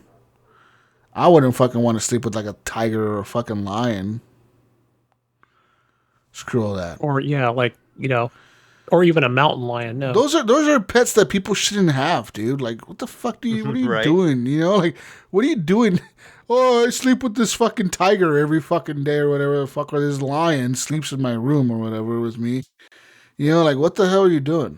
And Mel just woke up his dog. I'm best friends with this grizzly bear, but then it ate my left arm off. Yeah, I was hungry. This fucking I thought I was a predator by this accident. fucking gorilla is my best friend. You know, Silverback gorilla, by the way. Yeah, this fucking gorilla that's like fucking 7 times the size I am. It's my best friend. I trust it with my life. Like, hell no, dude. Even like I was reading the story about this guy who in Africa, he like rescued this hippo, right, when it was a baby. Like it got lost from his mom or something. And he rescued this fucking hippo, dude. And he raised it from a fucking baby, right? Like this little baby hippo. Raised it. And he always swore that hippo would never hurt anybody. But, you know what happened? Eventually that fucking hippo started attacking people, dude. Right. And the 3 times that it tried to attack other people that were like either like kayaking nearby the river where it lived, or they were hiking around there. It was in Africa. The hippo would try to attack people and try to fuck with them. The dude was able to calm the hippo down and get it like distracted or whatever to come back. But you know what happened eventually, Gunny? You know what happened eventually? Eventually, it mowed somebody down. Those things are like 400 pounds, aren't they? Or even Eventually, bigger. it killed that dude. That fucking hippo killed the guy. Damn. Yeah, it killed him. Those things are like rhinos, right? It only has to step on you once. Well, literally once. Those things are fucking killers, dude. You know more people die from hippo attacks than like lion attacks and shit in Africa? That's a fact, Gunny. A fucking fact, bro. I'm dropping knowledge. Yeah, those things bowl you over. Sometimes they say, hey, look, it's got the sex organ on its hoof, right? Yeah. Right? Because if you look under it, it reads, yeah, you're fucked. Yeah, you really are. I mean, no, dude. Yeah. Like, and Cracking ribs. people think like, oh, hippos are fucking slow and stupid. They're fucking slow animals. Fuck no. Hippos are fast, I Mayo. thought they were fast, yeah. They fucking sprint, bro, and they can catch up to you real fucking quick if you're not paying Don't attention. you remember Jumanji? Don't they get chased by hippos in Jumanji? Those are The second one? rhinos, aren't they? Oh, maybe it was rhinos. Those are rhinos. Yeah, you're All right. right, Still, Jesus. though, hippos, Hey, man. Jesus. So hippos average 3.5 meters or 11 feet in length, right? They can get that much. That's fucking Okay, huge. so in weight, we're talking 3,300 to 7,000 pounds. That's a fucking car. Yeah, then some. that's definitely a car. That's or a truck. That's the light side to 3,300 is a car. Yeah. Yeah, those things are all meat, man. You know what the maximum speed of a hippo is? 30 miles an hour. Damn, I think On maybe the land. fastest people could run 30. No. Uh, Yeah, on- good luck. On land, the fastest human on Earth, Usain Bolt, was clocked at 23.4 miles an hour. Yeah, you're fucked. You're not getting away from that thing unless you I'm climb. telling you, man. Hippos Hippo are climb fucking trees. Yeah. I don't know. Oh, that's a challenge now. I want to see Somebody outrun a Usain hippo. Bolt and a hippo run. I want to see them two race in a sprint. They need to make that happen. Dude, But, they're yeah. fast. What about That's it. kangaroo? What about a kangaroo? I think that thing would probably Fuck you up, dude. Imagine you kick piss off you, a and kangaroo. those things punch too, don't they? I don't know. Is that was in that? It's They been that punch and one kick. movie. Did kangaroos punch, Mayo? I had thought they did. Remember, you see Mayo? stuff Remember? like that. Mayo, before we started the show some time back, remember I said I wanted to box a kangaroo? And you were like, mate, I think you'd lose that fight, eh?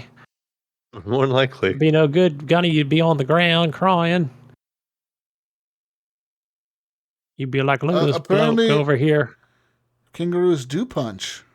Yeah. Mayo's over there. I called my mate over because Gunny was on the ground crying because the kangaroo punched him right in the jaw. You know, he went down square, passed right out. It says kangaroos can jump and leap up to 25 feet. That's a big leap, man. 25 feet in a single jump. I don't think Usain Bolt can even jump that high. And it says also that during a fight, a kangaroo can just stand on its tail and kick you with both of his feet. Yeah, what's up now, Gunny? Man, I don't think I'll be getting one anytime soon, eh? Probably not. Oh, where's Gunny? He's in the hospital. You know, he went down there. Kangaroo fucking whooped his ass again. Said, I'm going to challenge this Roo over here. I'm just thinking of all the crazy animals people can have, man. And that's one I wouldn't want to have either. It's a kangaroo. Why can't people just be normal? Get like a fucking dog or a cat. Little bird, maybe. Everyone wants to have some crazy shit. Like, oh, look at me, bro. I got fucking this deadly fucking jaguar imported from fucking South America or something, you know? Right, it's a panther, you know? It's fucking in. But it's where's now it loose at? in the neighborhood. Where's it at? It's in my Yeah, fucking police bedroom. are looking for it. It's in my bedroom, bro. Just chilling in the room. Don't open the door. Don't open the door. It's trying to leap out. Oh shit, man. Yeah, there's some pets, you know, that we couldn't have here. You know, just saying, Gunny. Anyways, I think we're done. We're done. I'm done. We're done. Mayo's We're done. done. Mayo looks done. His dog is done. Oh yeah, the dog's out cold back here. Yeah, she's Yeah, you sneeze, Mayo. You didn't see it, but then the dog leaped up. Oh yeah, she as soon as I jumped up sneeze, she jumps fast. right up. She is right there. She's like, whoa, what the fuck was that? What are you doing, human? She's watching looking at you. me like, Yeah. yeah. Yeah, But, she hears us well- talking shit. Since I wanted to play Satisfactory all day, I had things to do. You guys know I was at the dentist. I was doing adulting things. You know, hygiene. I got my hair cut. I went outside today. Besides video games, but no, Outside. hey, podcast priority. Never got the old Christmas tree put up. That'll probably have to happen tomorrow. Get some bulbs up there and some glitter and ornaments and put those fake presents under the tree. Be all festive, you know, in the holidays. I want some Christmas cookies. You know what I want is some peppermint bark. Yeah, a couple other random tidbits, Mayo. You know, I deliver alcohol for a living, and I did buy these things called buzz balls. I deliver a lot of those, by the way. I know some listeners are like, oh yeah, I buy those. No, we got the buzz balls going on now. So I do I think they're 20 ounces, but I do deliver giant balls. They're called Big Balls, BALLZ. And yeah, I guess it's like a competitor to Club. You know, those little clubs? You know, Long Island iced tea, Mai Tais, stuff like that. Yeah, those things are horrible. I'm just not a big, you know, like, these mixed drinks. I don't mind the mixed drinks when they're, when there's like top shelf stuff. Like, there's these ones I deliver called On the Rocks, and that's from, one of our major companies, right? So we're talking, Hornitos and, um, yeah, other top name brand mixed drinks. Those are really good because we deliver those to even like Whole Foods, and man, they sell out really fast too. Um, yeah. Oh, is it? Geez, it's coming to me now. The one of the whiskeys that's in these mixed drinks are really good. Great for the holidays. Um, but yeah, but no, the buzz balls are just ugh. I deliver those to like 7-Elevens and liquor stores, and yeah, ugh. I had like an apple one and a chocolate. They weren't very good. So I don't know if you want a quick buzz or something. I guess drink those things. If not, buy your On the Rocks. Those are nice. Good to have for the holidays. For the adults. So, unless you're a wine drinker, which I'm not, I just give it away. Whatever wine I get, I just give it away. Random, friends. So they Oh, can you have guys get them. you guys get wine from your work? Wow, I don't get Oh anything from yeah, my I work. work for. I'm one of the largest wine distributors out there. So yeah, I usually get like 12 bottles or so. I'll probably get more next week. It's all equaled out via seniority. So I mean, there's only 6 of us where we're at. So we're at a satellite office. So we probably get way more than the guys do at the actual warehouse itself. Where there's 100 people. Um, and Yeah, so I always go for like, give me I think I got that. Yeah, what is it? The orange vodka. Which it's okay, I guess, if you put some juice in there, it's good. But I would never drink vodka straight. But a lot of Canadian whiskey. I deliver a ton of Canadian whiskey, anywhere from Crown to yeah, all that stuff. Um, Canadian Club. Yeah, a lot of it does come from Canada. Eh? Love your whiskey, eh? Right. Good stuff. Other than that, it all comes from Kentucky. So, All right. Where are we gonna find you, Gunny? go find me drunk, drinking the buzz balls somewhere on the couch. No, at Xbox. That's where I'm at, and been on Steam a lot with that Satisfactory game. Yeah. Uh, gamer tag Gunny Chief. It's quiet time. Can you tell? I'm using the quiet Gunny voice time. And yeah, on the PlayStation, HGP _ Gunny. Where do we find you, Mayo? Oh, you're gonna find me on Discord. As the Mayo. You're gonna find me on Steam as the Mayo. Xbox is the Mayo. Twitter is Not the the Mayo. I'm everywhere is that way. He's not heavy Mayo. He's just No, the not the heavy Mayo. Mayo. Not the light Mayo. Just Mayo. Go find Ryan as Gib877. He's over on the Xbox. He also has a Steam account. I believe he's also there as Gib877. Where do we find you, Jesus? Find How me do we on contact everything you? as JesusWalksAlot. I'll be playing some games this week. I don't know, man. Maybe I'll go back into Cyberpunk. Maybe I'll run back into Red Dead. I don't fucking know, man. I don't know. Maybe I'll play Halo. Maybe I'll do something with my life. Be the Halo guy. Be the Halo campaign guy for us. Oh, yes. Maybe. Okay. Anyways, we're out of here. Peace out, Brussels sprouts. We'll catch you on the next week's edition of the Horrible Gamers Podcast. The after the Game Awards, whatever game. Our winter E3. All right, right now, real quick, who do you think is going to win the Game Awards as Game of the Year? What do we have for the list? Do you have it up here? Let's see. I'm going to bring it up too. Yeah. And why is my Forza not on there? Well, didn't they cut off November and December? Something like that. Let me look it up. Yeah. No, I was just joking. Like, so the nominees for Game of the Year. No thanks. No, I know how they Game vote of the and all Year. that They stuff. they have Deathloop, It Takes Two, Metroid Dread, Psychonauts 2, Ratchet and Clank Rift Apart, and Resident Evil Village. Those are the 6 games they have for Game of the Year. Of those?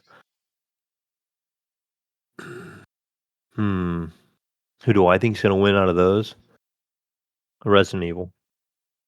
I think Ratchet and Clank. Yeah, I'm going to go with Ratchet and Clank. No, or maybe Psychonauts 2. I think Psychonauts 2 also. Is that, I just think that there's more, also in there? I feel like more people played Psychonauts 2 than anything else.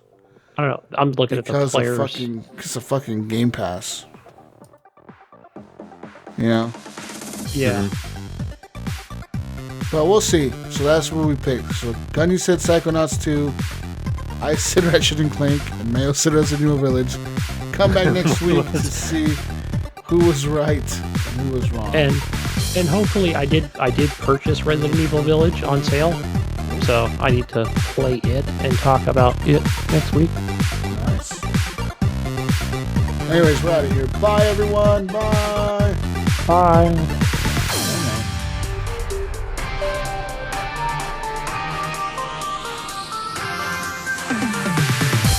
Pull back from the mic. Pull back. Fuck you. Goddamn Canadian. Welcome. Welcome.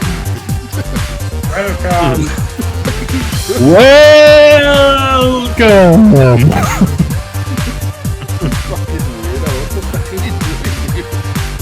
Jesus, how high are you right now, man? Hi, how are you? Hi. Alright. Fairly.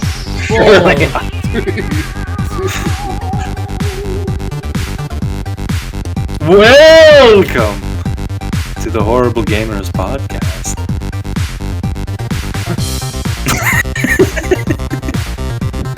Okay, let's do it for real. Okay, Jesus, you ready? Yes. You ready? 5. Oh yeah, he's completely ready. 4.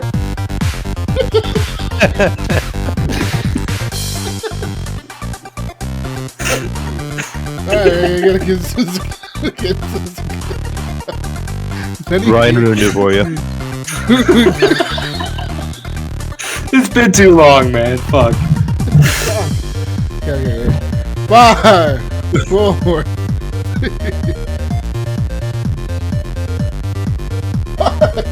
Can't do this, dude. Bro, Jesus.